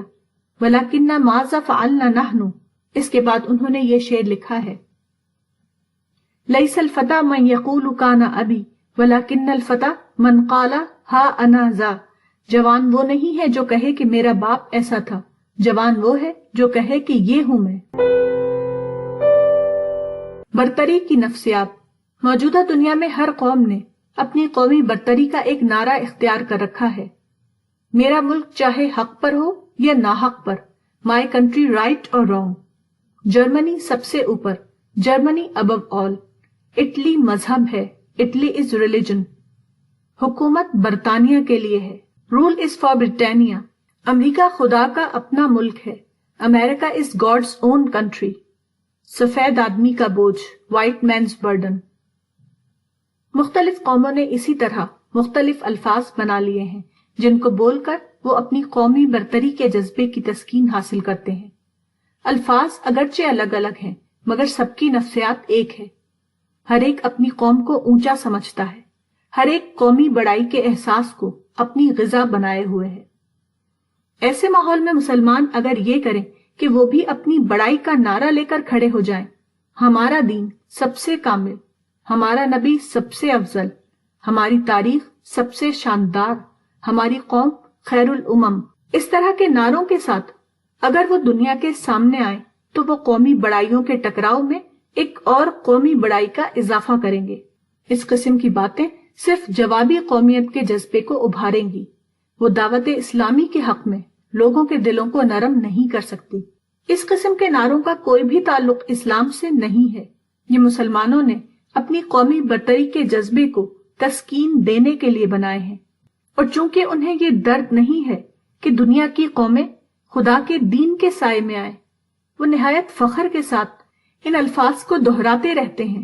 انہیں احساس نہیں کہ ان کی اس قسم کی باتیں اسلام کو دوسروں کی نظر میں صرف ایک قومی چیز بنا دیتی ہیں، اور پھر وہ اس کو رقیب سمجھ کر اس سے دور ہو جاتے ہیں. طب نبوی پر تقریباً 1 درجن کتابیں ہیں. رسول اللہ صلی اللہ علیہ وسلم نے مختلف اوقات میں صحت اور امراض کے علاج کے بارے میں جو کچھ فرمایا ان کو محدثین نے اپنی کتابوں میں جمع کر دیا ہے. صحیح بخاری میں بھی کتاب الطب موجود ہے جس میں 85 ابواب ہیں. آخری باب کا عنوان ہے باب اذا وقع الذباب فی الاناء، جب مکھی برتن میں گر جائے. ایک روایت اس سلسلے میں یہ ہے کہ رسول اللہ صلی اللہ علیہ وسلم ایک بار حضرت عائشہ کے پاس بغرض عیادت آئے. اس وقت آپ نے کہا، عائشہ سب سے اچھی دوا پرہیز ہے اور معدہ بیماری کا گھر ہے. الاسم دواء والمعدۃ بیت الداء الطب النبوی للذہبی. یہ 2 لفظ میں صحت اور تندرستی کا خلاصہ ہے. اگر آدمی کھانے پینے میں احتیاط کا طریقہ اختیار کرے اور معدے میں ضرورت سے زیادہ غذا نہ بھرے تو وہ انشاءاللہ مستقل طور پر صحت مند رہے گا. اس کو نہ ڈاکٹروں کی ضرورت ہوگی اور نہ خرابی صحت کی شکایت کی نوبت آئے گی. بخل، بزدلی۔ حدیث میں آیا ہے ان الولد مبخلۃ مجبنۃ، سنن ابن ماجہ، یعنی اولاد بخل اور بزدلی میں مبتلا کرنے والی ہے۔ یہ بات ہمیشہ صحیح تھی، مگر موجودہ زمانے میں یہ اور زیادہ صحیح ہو گئی ہے۔ قدیم زمانے میں اسباب حیات بہت تھوڑے ہوتے تھے، اس لیے بخل اور بزدلی کے مواقع بھی کم تھے۔ اب اسباب حیات بہت زیادہ ہو گئے ہیں، اس لیے بخل اور بزدلی کے مواقع بھی بہت زیادہ بڑھ گئے ہیں۔ مکان، فرنیچر، لباس اور دوسرے ساز و سامان جتنے آج ہیں اتنے کبھی نہیں تھے۔ بچوں کی تعلیم اور ان کے مستقبل کی تعمیر کے جو امکانات آج کھلے ہیں وہ پہلے کبھی نہیں کھلے تھے۔ چنانچہ ہر آدمی انہی امکانات میں کھویا رہتا ہے۔ وہ اپنے بچوں کو اعلیٰ ترین معیار زندگی کا حامل بنانا چاہتا ہے۔ یہ جذبہ آدمی کو دین کے معاملے میں بخیل اور بزدل بنا دیتا ہے۔ وہ اپنے مال کو بچاتا ہے تاکہ اس کے ذریعے سے زیادہ بچوں کے مستقبل کو سنوارے۔ وہ اپنے وجود کو ہر خطرے کے مقام سے دور رکھتا ہے تاکہ بچوں کے بارے میں اس کا منصوبہ نامکمل نہ رہ جائے۔ تصغیر قرآن۔ سورہ انعام میں اسراف سے منع کیا گیا ہے۔ اس کی تفسیر کرتے ہوئے ایک مفسر قرآن لکھتے ہیں، قرآن مجید کا ایک اعجاز یہاں یہ ہے کہ احکام کے جزیات، بلکہ بعض اوقات تو جزیات در جزیات کے ضمن میں وہ ایسے حکیمانہ کلیات و اصول بیان کر جاتا ہے جو زندگی کے سارے ہی شعبوں پر یکساں منطبق ہو جاتے ہیں۔ چنانچہ یہاں بھی چلتے چلتے ایک ایسا چٹکلا بیان کر دیا کہ انسان اگر اسی ایک پر عمل کر لے تو اخلاق، معاملات، سیاسیات، معاشرت، غرض کیا انفرادی اور کیا اجتماعی، ہر زندگی کے سارے شعبوں کی مشکلات دور ہو سکتی ہیں اور بڑے سے بڑے پتھر پانی ہو کر رہ سکتے ہیں۔ تفسیر ماجدی۔ قرآن بلا شبہ ایک اعجازی کلام ہے، مگر یہ اعجاز قرآن کی تصغیر ہے کہ یہ کہا جائے کہ قرآن چٹکلے بیان کرتا ہے۔ دوسری بات یہ ہے کہ یہاں جس چیز کو چٹکلا کہا گیا ہے وہ لا تسرفو یا اسراف نہ کرو ہے۔ اس لحاظ سے بھی یہ ایک عجیب بات ہے کیونکہ اسراف نہ کرو ایک اہم شرعی اصول ہے، نہ کہ معروف معنوں میں کوئی چٹکلا۔ لا حاصل بحث۔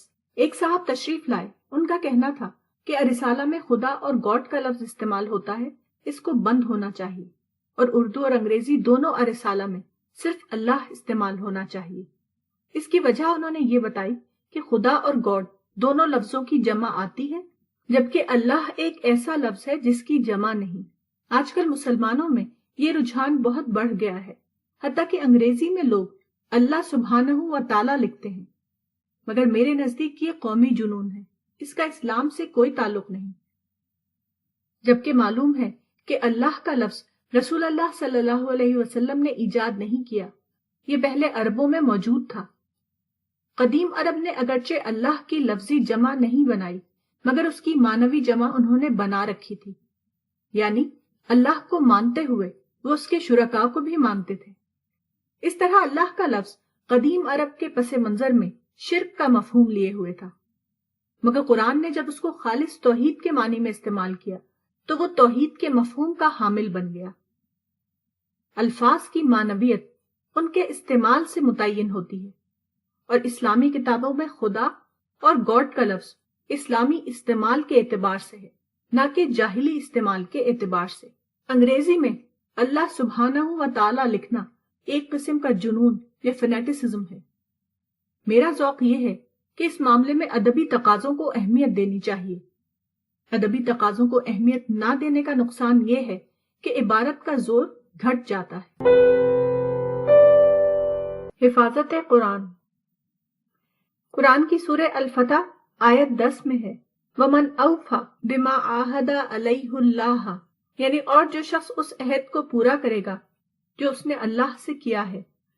یہاں عربی نحو کے عام قاعدے کے مطابق علیہ کی ہا زیر ہونا چاہیے، یعنی علیہ پڑھا جانا چاہیے، نہ کہ علیہ۔ اس غیر معمولی اعراب پر تفسیر کی کتابوں میں لمبی بحثیں کی گئی ہیں اور مختلف طریقوں سے اس کو درست ثابت کرنے کی کوشش کی گئی ہے، مگر ایک اہم پہلو اور ہے جو تفسیر کی کتابوں میں نہیں آیا ہے، وہ ہے قرآن کا کامل طور پر محفوظ ہونا۔ قرآن کو صحابہ کرام نے اور بعد کے لوگوں نے کامل طور پر محفوظ رکھنے کا انتہائی حد تک اہتمام کیا ہے، حتیٰ کہ اس کی آواز کو بھی پوری طرح محفوظ رکھا ہے۔ رسول اللہ صلی اللہ علیہ وسلم پر جب قرآن کا کوئی حصہ اترتا تو اسی وقت فوراً اس کو لکھ لیا جاتا تھا۔ اسی کے ساتھ رسول اللہ صلی اللہ علیہ وسلم کی تلاوت نماز کے اندر یا نماز کے باہر جس طرح کی ہوتی تھی اس کی کامل نقل کی جاتی تھی۔ چنانچہ اس آیت میں صحابہ نے رسول اللہ صلی اللہ علیہ وسلم کو علیہ پڑھتے ہوئے سنا تو عین اسی طرح اس کو محفوظ کر لیا اور بعد کی نسلوں کو اسی طرح منتقل کرتے رہے۔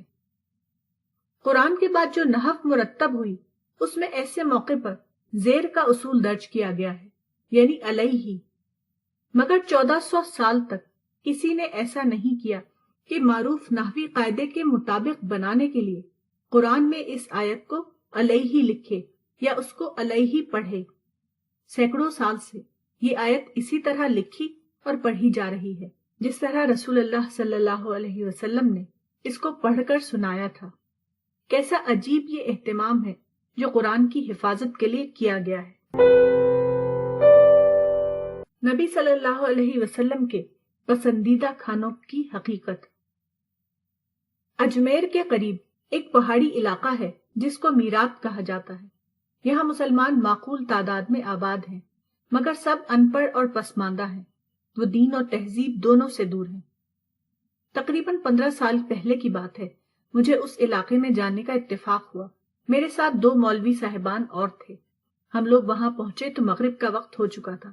مغرب کی نماز ہم نے میزبان کے گھر کی چھت پر پڑھی۔ میرے ساتھ جو مولوی صاحبان تھے وہ اس انتظار میں تھے کہ میزبان نماز کے بعد چائے لے کر آئے گا، مگر میزبان نماز کے بعد ہم سے رخصت ہو کر گیا تو وہ دوبارہ واپس نہیں آیا۔ انتظار کرتے کرتے عشاء کا وقت ہو گیا۔ ہم لوگ عشاء کی نماز پڑھ کر بیٹھ گئے، مگر بدستور میزبان کا پتہ نہ تھا۔ میرے ساتھی جو اس سے پہلے چائے کے منتظر تھے اب بھوک سے بےتاب ہو کر کھانے کا انتظار کرنے لگے۔ غرض کافی انتظار کے بعد میزبان بڑے سے برتن میں کھانا لے کر آیا۔ میرے ساتھی خوش ہوئے کہ آخر کار انتظار ختم ہوا، مگر ان کی خوشی دیر تک باقی نہیں رہی۔ میزبان نے برتن سے کپڑا ہٹایا تو معلوم ہوا کہ جو کھانا وہ لے کر آیا ہے عجیب و غریب کھانا ہے، یعنی ارہر کی دال اور گلگلا۔ اب میرے ساتھیوں کا صبر ٹوٹ گیا۔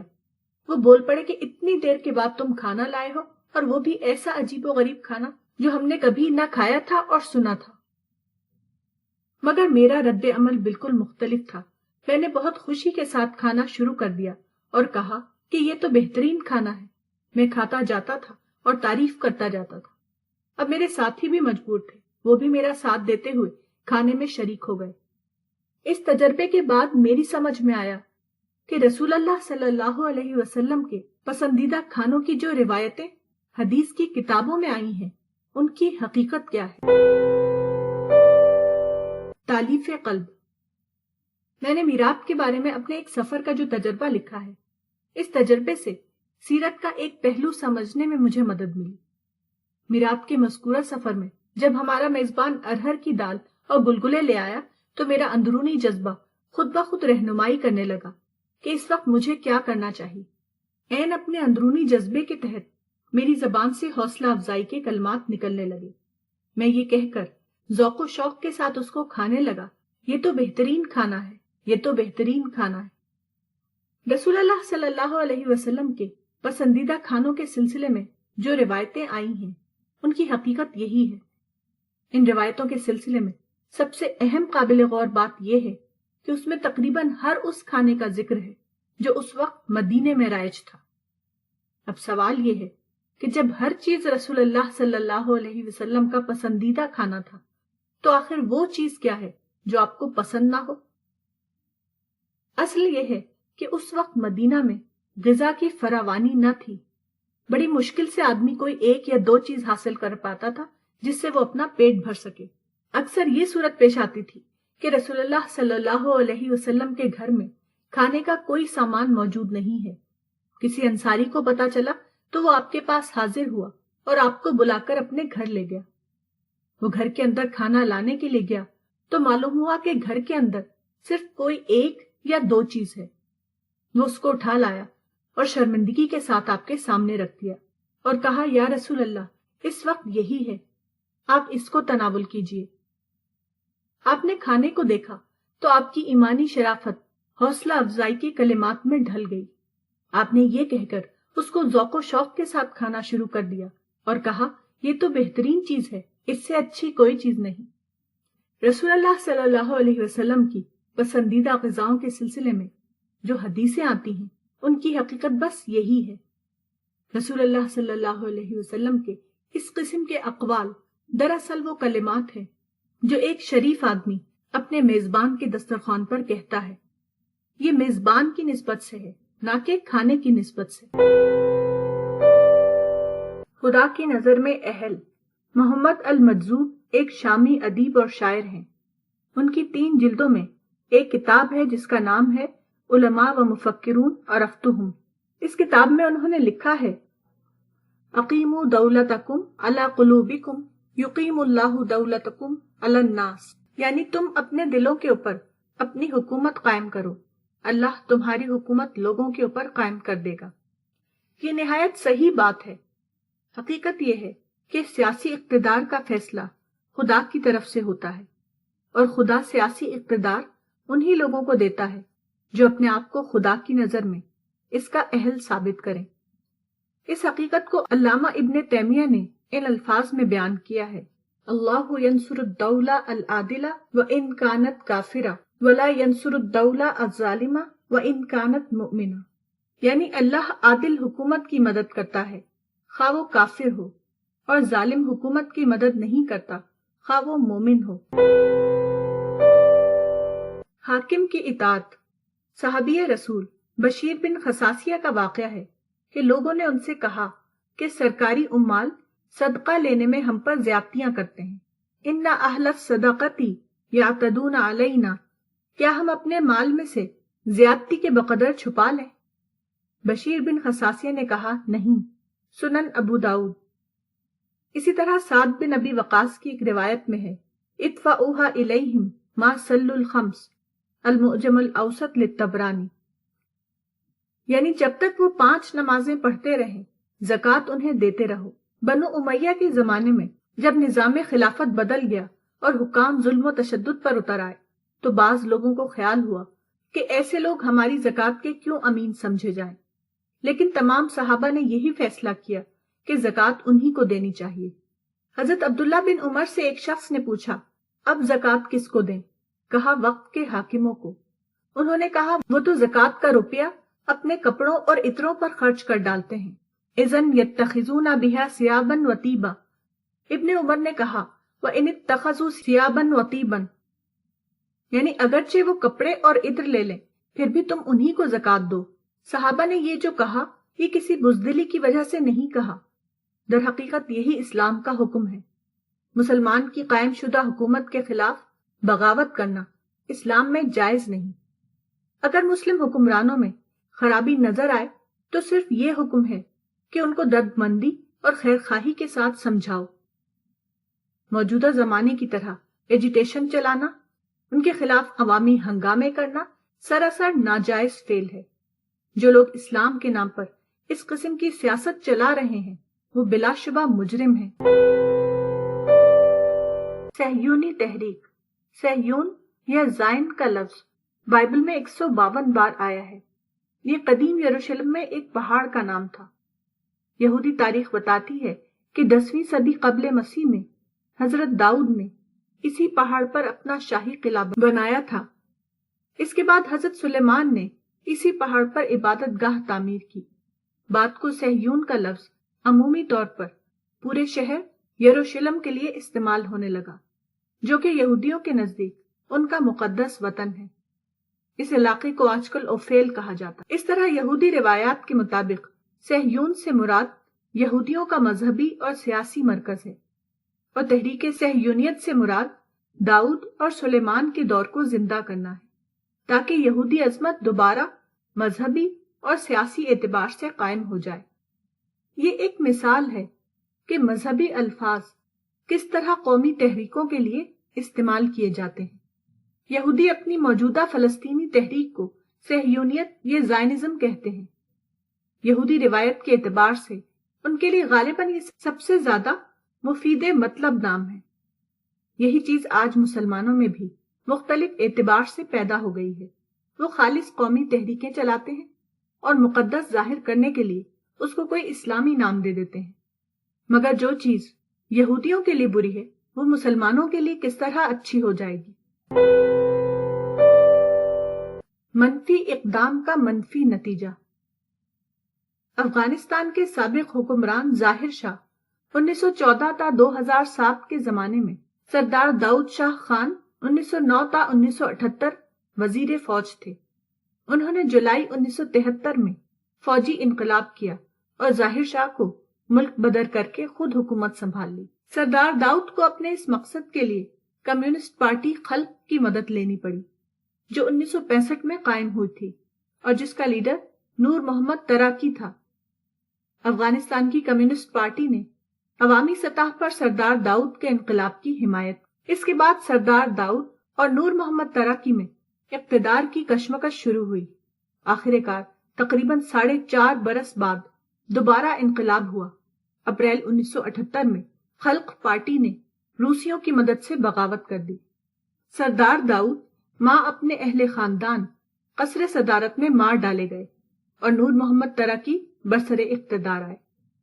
اس طرح افغانستان میں کمیونسٹ انقلاب آیا، جس کو مقامی زبان میں انقلاب نور کہا جاتا ہے۔ یہیں سے افغانستان میں باقاعدہ روسی تسلط کا آغاز ہوا۔ یہ ایک ہی کہانی ہے جو تقریباً ہر ملک میں کسی نہ کسی شکل میں دہرائی جا رہی ہے۔ مصر میں الاخوان المسلمون نے شاہ فاروق کا خاتمہ کرنے کے لیے فوجی افسروں کا ساتھ دیا۔ بعد کو ان فوجی افسروں نے حکومت پر قابض ہو کر اس سے زیادہ ظلم کیا جو شاہ فاروق کر سکتا تھا۔ پاکستان میں سید ابو الاعلی مودودی صدر ایوب کو ہٹانے کے لیے بھٹو کے ساتھ متحد ہو گئے، مگر جب صدر ایوب کا خاتمہ ہوا تو اس کے بعد پاکستان میں بھٹو کے تحت پہلے سے بھی زیادہ ظالمانہ حکومت قائم تھی۔ ایسا معلوم ہوتا ہے کہ موجودہ زمانے میں مسلمانوں کی عقل چھن گئی ہے۔ وہ بار بار ایسے اقدام کرتے ہیں جس کا نتیجہ صرف الٹی صورت میں ان کے لیے برآمد ہو۔ امن کی حکمت۔ حمید بن عبد الرحمن کہتے ہیں کہ میں یزید کی ولی عہدی کے وقت حضرت بشیر کے پاس گیا، جو صحابہ میں سے تھے۔ میں نے ان سے یزید کے بارے میں اظہار خیال کے لیے کہا۔ انہوں نے کہا، انما یزید لیس بخیر امتی محمد صلی اللہ علیہ وسلم وانا اقول کذالک ولکن لئن یجمع اللہ امت محمد احب الی من ان تفترق۔ تاریخ الاسلام للذہبی۔ یعنی لوگ کہتے ہیں کہ یزید امت محمد کے بہتر لوگوں میں سے نہیں ہے، اور میں بھی یہی کہتا ہوں، لیکن امت محمدی کا اتفاق سے رہنا مجھے افتراق کی بنسبت زیادہ پسند ہے۔ جس وقت امیر معاویہ نے اپنے بیٹے یزید کو ولی عہد بنایا، اس وقت ہزاروں کی تعداد میں صحابہ کرام زندہ موجود تھے، مثلا حسین بن علی، عبداللہ بن عباس، عبداللہ بن عمر، عبداللہ بن زبیر اور عبد الرحمن بن ابی بکر اور دوسرے بہت سے جلیل القدر افراد ملت کے اندر موجود تھے۔ ایسی حالت میں یزید کو خلیفہ بنانا سخت قابل اعتراض ہو سکتا تھا، مگر تمام صحابہ نے اس پر سکوت اختیار کیا۔ حضرت حسین کے سوا کسی نے بھی یزید کے خلاف کوئی مہم نہیں چلائی۔ اصحاب رسول کی یہ خاموشی یقینی طور پر بزدلی کی بنا پر نہ تھی، بلکہ اسلامی حکمت کی بنا پر تھی۔ ذہن سازی اصل ضرورت۔ عرب ویڈیو ٹیپ کو ویڈیو ٹیپ الشریط التلفزیونی کہتے ہیں۔ عرب سے آئے ہوئے ایک شخص نے کہا کہ بعض عرب ملکوں میں سینما ہاؤس پر پابندی لگائی گئی ہے، مگر اس کا نتیجہ یہ ہے کہ ہر گھر میں لوگوں نے VCR لگا لیا ہے اور اس کے اوپر ہر قسم کی فلمیں دیکھتے ہیں۔ انہوں نے اس واقعے پر تبصرہ کرتے ہوئے کہا، آپ باہر سینما ہاؤس بند کر دیں گے تو گھر میں سینما ہاؤس کھل جائے گا۔ معاشرے کا ذہن جب تیار نہ کیا گیا ہو تو اوپر سے اصلاحی احکام نافذ کرنے کا نتیجہ یہی ہوتا ہے۔ درد کی گہرائی۔ प्रोफेसर इकबाल अजीम बीनाई से महरूम अदीब और शायर थे। उनकी पैदाइश 1913 में हुई और वफात 2000 में हुई। उनकी नातिया नज्म का एक शेर ये है, बसारत खो गई लेकिन बसीरत तो सलामत है, मदीना हमने देखा है मगर नादीदा नादीदा। इस शेर में अजीब दर्द और अजीब गहराई है, मगर ऐसा शेर सिर्फ एक ऐसा शख्स ही कह सकता था जिसने अपनी दोनों आंखें खो दी हों। जिस शख्स की दोनों आंखें रोशन हो, उसकी जबान से ऐसा शेर निकल नहीं सकता। इस दुनिया का अजीब निजाम है, यहाँ खोने वाला भी पाता है, बल्कि अक्सर खोने वाला शख्स उससे ज्यादा पा लेता है जितना कोई बज़ाहिर पाने वाला शख्स पाए हुए हो। सच्ची तनकीद, झूठी तनकीद। अगर मुझसे ये पूछा जाए कि दुनिया में सबसे ज्यादा क्या चीज है, तो मैं कहूंगा कि तनकीद या क्रिटिसिज्म। इसके बाद अगर दोबारा ये पूछा जाए कि दुनिया में सबसे ज्यादा कम क्या चीज है, तो दोबारा मैं कहूंगा कि तनकीद। क्यों मैं ऐसा कहता हूं कि दुनिया में तनकीद सबसे ज्यादा है और तनकीद ही सबसे कम है? इसकी वजह एक तनकीद और दूसरी तनकीद का फर्क है। तनकीद की एक सूरत बेदलील इजहार राय है और दूसरी सूरत है मुदल्लल तज्जिया। बेदलील इजहार राय बिलाशुबा आज की दुनिया में सबसे ज्यादा पाया जाता है, मगर मुदल्लल तज्जिया इसकी निस्बत से इंतहाई हद तक कम है, बल्कि शायद इसका वजूद ही नहीं। एक साहब एक बार मेरी किताब ज़हूर इस्लाम ले गए। पढ़ने के बाद मैंने उनसे उनकी राय पूछी तो उन्होंने कहा कि आपने लठ मारी है। मैंने कहा कि मैंने किसी के बारे में जो कुछ लिखा है दलील से लिखा है, आप इसको लठ मारना कैसे कहते हैं? मगर उन्होंने नहीं माना। फिर मैंने कहा कि आप किताब से कोई एक मिसाल दीजिए जिसमें दलील से बात ना कही गई हो बल्कि लठ मारी गई हो, मगर उन्होंने कोई मिसाल नहीं दी। जब मैंने इसरार किया तो वो बिगड़ गए। इस किस्म की तनकीद मेरे नजदीक झूठी तनकीद है। जो शख्स मुतय्यन मिसाल ना दे सके, उसको ये हक भी नहीं कि वो मुजर्रद इजहार राय करे। बास तनकीदें ऐसी हैं जिनमें बज़ाहिर मिसाल और तज्जिया होता है, मगर वो ना मिसाल होती और ना तज्जिया, क्योंकि उसकी बुनियाद तमाम तर गलत मिसाल और नाकिस तज्जिए पर होती है। मसलन अजमत कुरान पहली बार जब छपी तो उसका टाइटल सब्ज रंग का था। उसको देखकर एक साहब ने कहा, सब्ज रंग कज़ाफी का रंग है, इसलिए ये किताब कज़ाफी के पैसे से छपी है। हालांकि ये सरासर बेबुनियाद बात थी।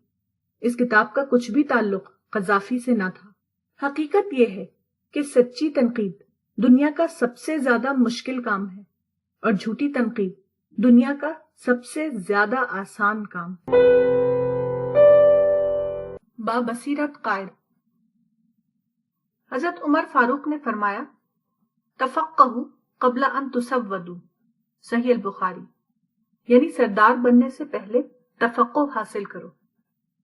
हजरत उमर के इस कौल से मौजूदा जमाने के बहुत से लोग उस फन की अहमियत पर इस्तिदलाल करते हैं जिसको फिक़ा कहा जाता है।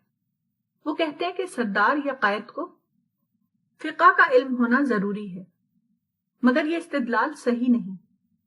हजरत उमर के इस कौल से उस फन की अहमियत साबित नहीं होती जो इमाम अबू हनीफा और दूसरे फुक़हा के जरिए वजूद में आया। हजरत उमर के इस कौल से फिक़ा की अहमियत साबित करने वाले लोग भूल जाते हैं कि मौजूदा फिक़ा हजरत उमर फारूक के जमाने में मौजूद ही न थी। अगर मज़कूरा कौल के लिए ये मानी लिए जाएं तो तमाम सहाबा बशमूल उमर फारूक सरदारी और क़यादत के लिए नाअहल करार पाएंगे, क्योंकि उनका जमाना मौजूदा फिक़ा से पहले का था। चुनाचे उनके लिए ये मुमकिन ना था कि मौजूदा फिक़ा में तबहुर हासिल करें। हकीकत यह है कि हजरत उमर के कौल में तफक्कुह से मुराद हिकमत और बसीरत हासिल करना है। इसका मतलब यह है कि सरदारी और क़यादत के लिए दीन का सादा इल्म काफी नहीं है, बल्कि दीन में गहरी बसीरत जरूरी है। गहरी बसीरत के बगैर जो शख्स दीनी कायद बनेगा वो कौम को हलाकत के गड्ढे में ले जाएगा। ऑथेंटिसिटी। टाइम मैगजीन न्यूयॉर्क के दफ्तर में ये कायदा है कि मज़ामीन प्रेस में जाने से पहले मखसूस स्टाफ की एक टीम के पास भेजे जाते हैं। वो उनमें मुंदरज تمام حقائق کو باریک بینی کے ساتھ جانچتا ہے۔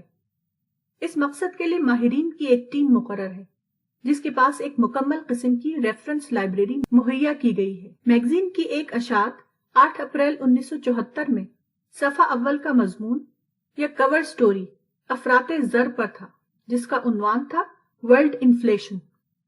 ٹائم میگزین پریس جانے سے پہلے حسب قاعدہ مذکورہ سٹاف کے پاس پہنچا۔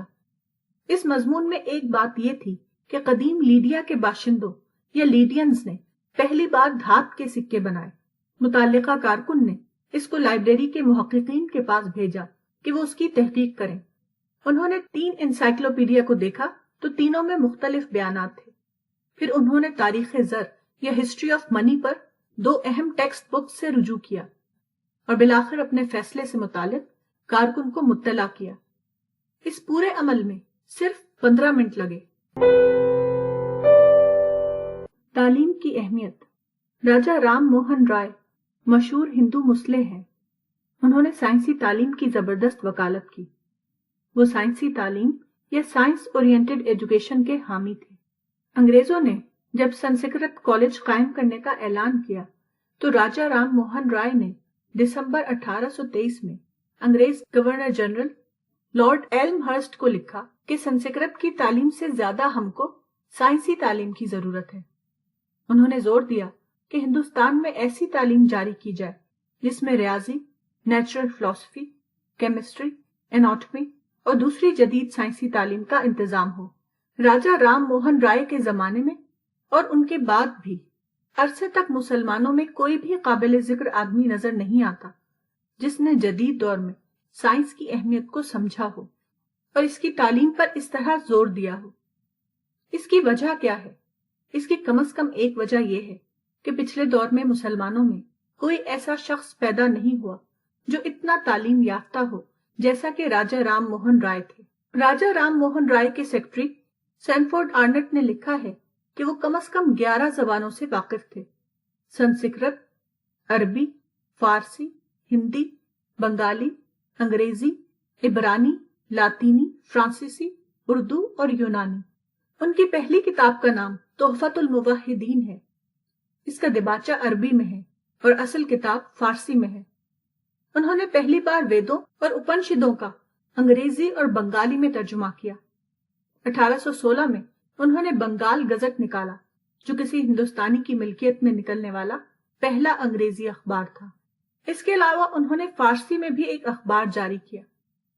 لال قلعہ کے مغل بادشاہ کو اپنے وظیفے کی رقم کے سلسلے میں ایک سفارت انگلستان بھیجنے کی ضرورت پیش آئی۔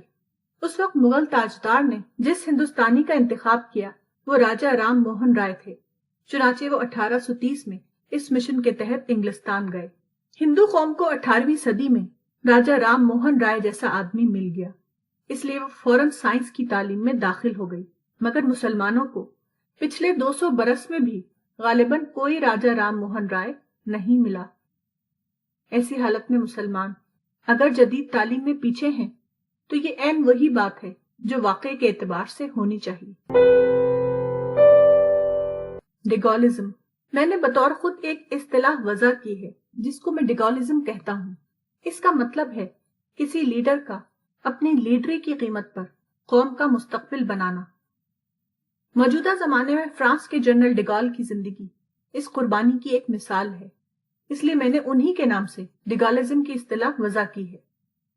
جنرل ڈیگال موجودہ صدی کے وسط میں فرانس کے حکمران بنے۔ اس وقت فرانس یورپ کا مرد بیمار بنا ہوا تھا۔ فرانس کے افریقی مقبوضات میں آزادی کی تحریکیں چل رہی تھیں۔ ان تحریکوں کو کچلنے میں خود فرانس کچل اٹھا تھا۔ فرانس کے بے شمار جوان مارے گئے تھے اور اس کی اقتصادیات دیوالیہ کی حد کو پہنچ گئی تھی۔ فرانس کے افریقی مقبوضات اس کے لیے سرمایہ یا ایسٹ نہیں تھے، بلکہ اس کے لیے بوجھ یا لائبلٹی بن چکے تھے۔ مگر اس طرح کی چیزیں قوم کے لیے پریسٹیج کا مسئلہ بن جاتی ہیں، اور جو چیز پریسٹیج بن جائے اس سے دستبرداری کے لیے لوگ کسی قیمت پر تیار نہیں ہوتے۔ جنرل ڈیگول نے اس معاملے کی نزاکت کو محسوس کیا۔ انہوں نے 1950 سے 1960 تک میں افریقہ کی تمام فرانسیسی نو آبادیات کو آزاد کر دیا۔ اس کے بعد 1962 میں الجیریا کو بھی آزاد کر دیا، جہاں زبردست تحریک آزادی چل رہی تھی۔ اس کا نتیجہ یہ ہوا کہ لوگ جنرل ڈیگول سے سخت برہم ہو گئے، حتیٰ کہ 1969 میں ڈیگول کو مجبوراً استعفیٰ دینا پڑا۔ اگلے سال جب ان کا انتقال ہوا تو ان کے جنازے میں صرف چند آدمی شریک تھے، مگر جنرل ڈیگول نے خود مر کر فرانس کو زندگی دے دی۔ اس کے بعد فرانس تیزی سے آگے بڑھنا شروع ہوا، یہاں تک کہ آج فرانس یورپ کا طاقتور ترین ملک شمار ہوتا ہے۔ سائنسی مزاج۔ مجھے کبھی کبھی احساس ہوتا ہے کہ میں ایک پیدائشی سائنسدان یہ بورن سائنٹسٹ ہوں، ٹیکنیکل معنوں میں نہیں بلکہ مزاج کے معنوں میں۔ سائنٹسٹ خارجی حقیقت کا مطالعہ کرتا ہے اور اس کو انتہائی درست زبان یہ پریسائز لینگویج میں بیان کرتا ہے۔ سائنسدان کی کامیابی یہ ہے کہ وہ خارجی حقیقت کو ویسا ہی بیان کر دے جیسا کہ وہ فی الواقع ہے۔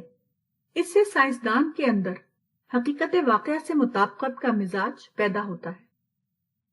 سائنسی مزاج یا سائنٹیفک ٹیمپر دراصل حقیقت واقعہ سے مطابقت ہی کا دوسرا نام ہے۔ حقیقت واقعہ سے مطابقت کا مزاج میرے اندر بچپن سے پایا جاتا ہے۔ یہی وجہ ہے کہ جب بھی میں کسی کی کوئی بات نقل کرتا ہوں تو آخری حد تک کوشش کرتا ہوں کہ وہی بات نقل کروں جو کہنے والے نے کہی ہے، تاکہ اصل اور نقل میں یکسانیت باقی رہے۔ جب میں کسی کی فکر پر تنقید کرتا ہوں تو اس کو بار بار پڑھتا ہوں تاکہ میری تنقید عین اسی بات پر ہو جو پیش کرنے والے نے پیش کی ہے، نہ کہ کسی دوسری بات پر۔ اپنے اس مزاج کی وجہ سے اکثر میں یہ کرتا رہا ہوں کہ جب مجھے اسلام کے موضوع پر کوئی مقالہ یا کتاب لکھنا پڑے تو میں اس سے پہلے پورے قرآن کو ایک بار پڑھتا ہوں۔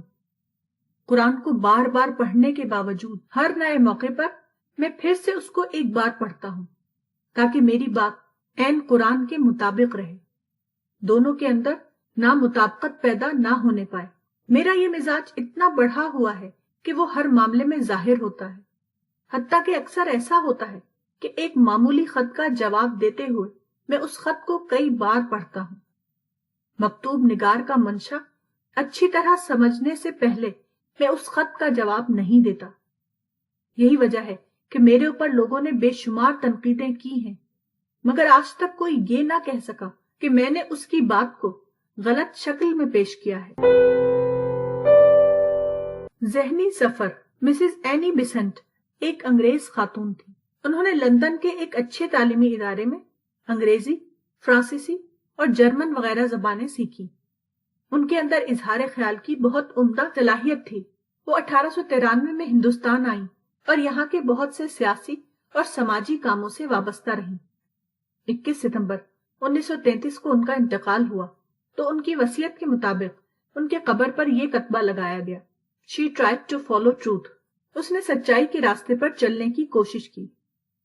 مگر عجیب بات ہے کہ مسز اینی بیسنٹ عملی طور پر دوسروں کے ساتھ زیادہ دیر تک نہ چل سکی۔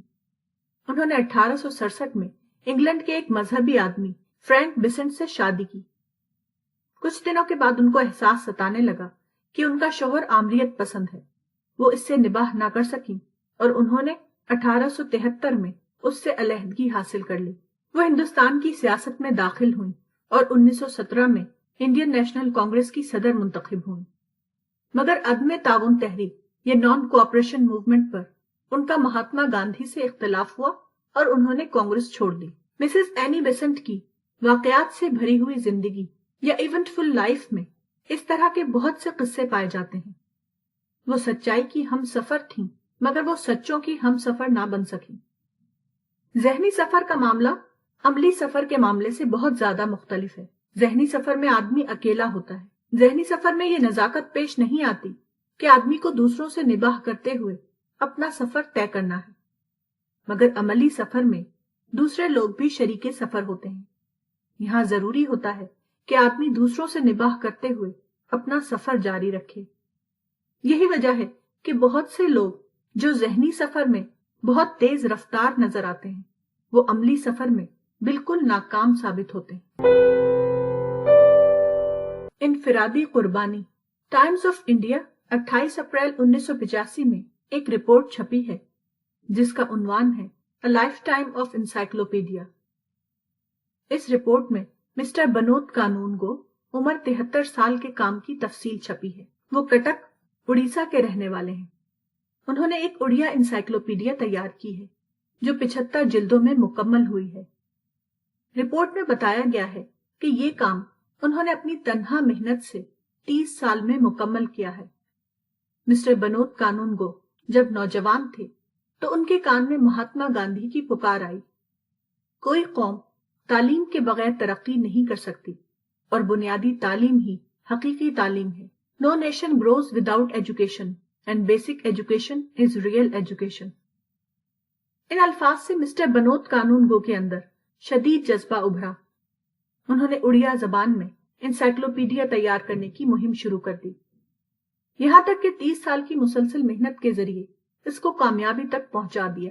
مذکورہ رپورٹ میں یہ بھی بتایا گیا ہے کہ مسٹر بنود قانون گو نے اس مہم میں اڑیسہ کی ریاستی حکومت اور نئی دہلی کی مرکزی حکومت سے مدد کی درخواست کی، مگر ان کو نہ ریاستی حکومت سے کوئی مدد ملی اور نہ مرکزی حکومت سے۔ اس کے باوجود مسٹر بنود قانون گو نے اپنے محدود ذرائع سے کام لیتے ہوئے اپنی مہم جاری رکھی، یہاں تک کہ اس کو اختتام تک پہنچا دیا۔ یہ ایک مثال ہے جس سے اندازہ ہوتا ہے کہ وہ کون لوگ ہیں جو کسی قوم کی تعمیر کرتے ہیں۔ قومی تعمیر کا کام ہمیشہ انفرادی قربانی کی قیمت پر ہوتا ہے، اس کے سوا قومی تعمیر کا کوئی دوسرا راستہ نہیں۔ To strike the iron when it is hot۔ لوہار لوہے کو آگ میں ڈال کر تپاتا ہے یہاں تک کہ لوہا گرم ہو کر لال ہو جاتا ہے۔ اس وقت لوہار ہتھوڑا مار کر لوہے کو اپنی مرضی کے مطابق بناتا ہے، چپٹا یا گول یا لمبا۔ لوہار اگر لوہے کو گرم کیے بغیر اس پر اپنا ہتھوڑا مارنے لگے تو وہ لوہے کو اپنی مرضی کے مطابق بدلنے میں کامیاب نہ ہو۔ اسی سے انگریزی کی یہ مثل بنی ہے کہ لوہے کو اس وقت مارو جبکہ وہ خوب گرم ہو۔ To strike the iron when it is hot۔ یہی معاملہ انسانی زندگی کا بھی ہے۔ آدمی کو زندگی میں اکثر کوئی اقدام کرنا پڑتا ہے، مگر اقدام سے پہلے ضروری ہے کہ حالات کا بھرپور اندازہ کر لیا جائے۔ اگر حالات پوری طرح تیار ہوں تو اقدام مفید ہوگا، ورنہ ناکام ہو کر رہ جائے گا۔ لوہا گرم ہونے پر ہتھوڑا مارنے والا اپنے مقصد کو حاصل کرتا ہے۔ جو شخص ٹھنڈے لوہے پر ہتھوڑا مارنے لگے وہ صرف اپنے ہاتھ کو دکھ پہنچائے گا، وہ لوہے کو اپنی مرضی کے مطابق نہیں ڈھال سکتا۔ Hitting the nail on the head۔ انگریزی کا ایک مثل ہے کہ کیل کے عین سر پر مارنا۔ یہ مثل بہت بامانی ہے۔ اس میں ایک مادی مثال کے ذریعے انسانی کامیابی کا راز بتایا گیا ہے۔ یہ ایک معلوم بات ہے کہ کیل جب کسی چیز پر ٹھونکی جاتی ہے تو اس کے ٹھیک سر پر ہتھوڑی ماری جاتی ہے۔ اگر ہتھوڑی کی مار ادھر ادھر پڑے تو وہ صحیح طور پر اندر داخل نہیں ہوگی بلکہ ٹیڑھی ترچھی ہو کر رہ جائے گی۔ اسی طرح زندگی کے معاملات میں یہ جاننا پڑتا ہے کہ ٹھیک ٹھیک وہ کون سا مقام ہے جہاں ضرب لگانی چاہیے۔ صحیح ضرب کے نتیجے ہی کا دوسرا نام کامیابی ہے۔ مثلاً آپ کسی موضوع پر اظہار خیال کر رہے ہیں یا کسی شخص سے ایک اختلافی موضوع پر بحث کر رہے ہیں۔ ایسی حالت میں اگر آپ وہ بات کہیں جو ٹھیک ٹھیک موضوع کے اوپر چسپاں ہوتی ہو تو سننے والا آپ کے نقطۂ نظر کو ماننے پر مجبور ہو جائے گا۔ اس کے برعکس اگر آپ ایسی باتیں کریں جو زیر بحث موضوع پر ٹھیک فٹ نہ بیٹھتی ہوں تو آپ کی بات لوگوں کو بے وزن محسوس ہوگی۔ وہ اپنے آپ کو اندرونی طور پر مجبور نہ پائیں گے کہ آپ کے نقطۂ نظر سے اتفاق کر لیں۔ منصوبہ بند پسپائی۔ ایک انجینئر صاحب سے ملاقات ہوئی۔ انہوں نے ماسکو یونیورسٹی سے انجینئرنگ کیا ہے۔ وہ روسی زبان بھی اچھی طرح جانتے ہیں۔ انہوں نے روس کے بارے میں کئی دلچسپ باتیں بتائیں۔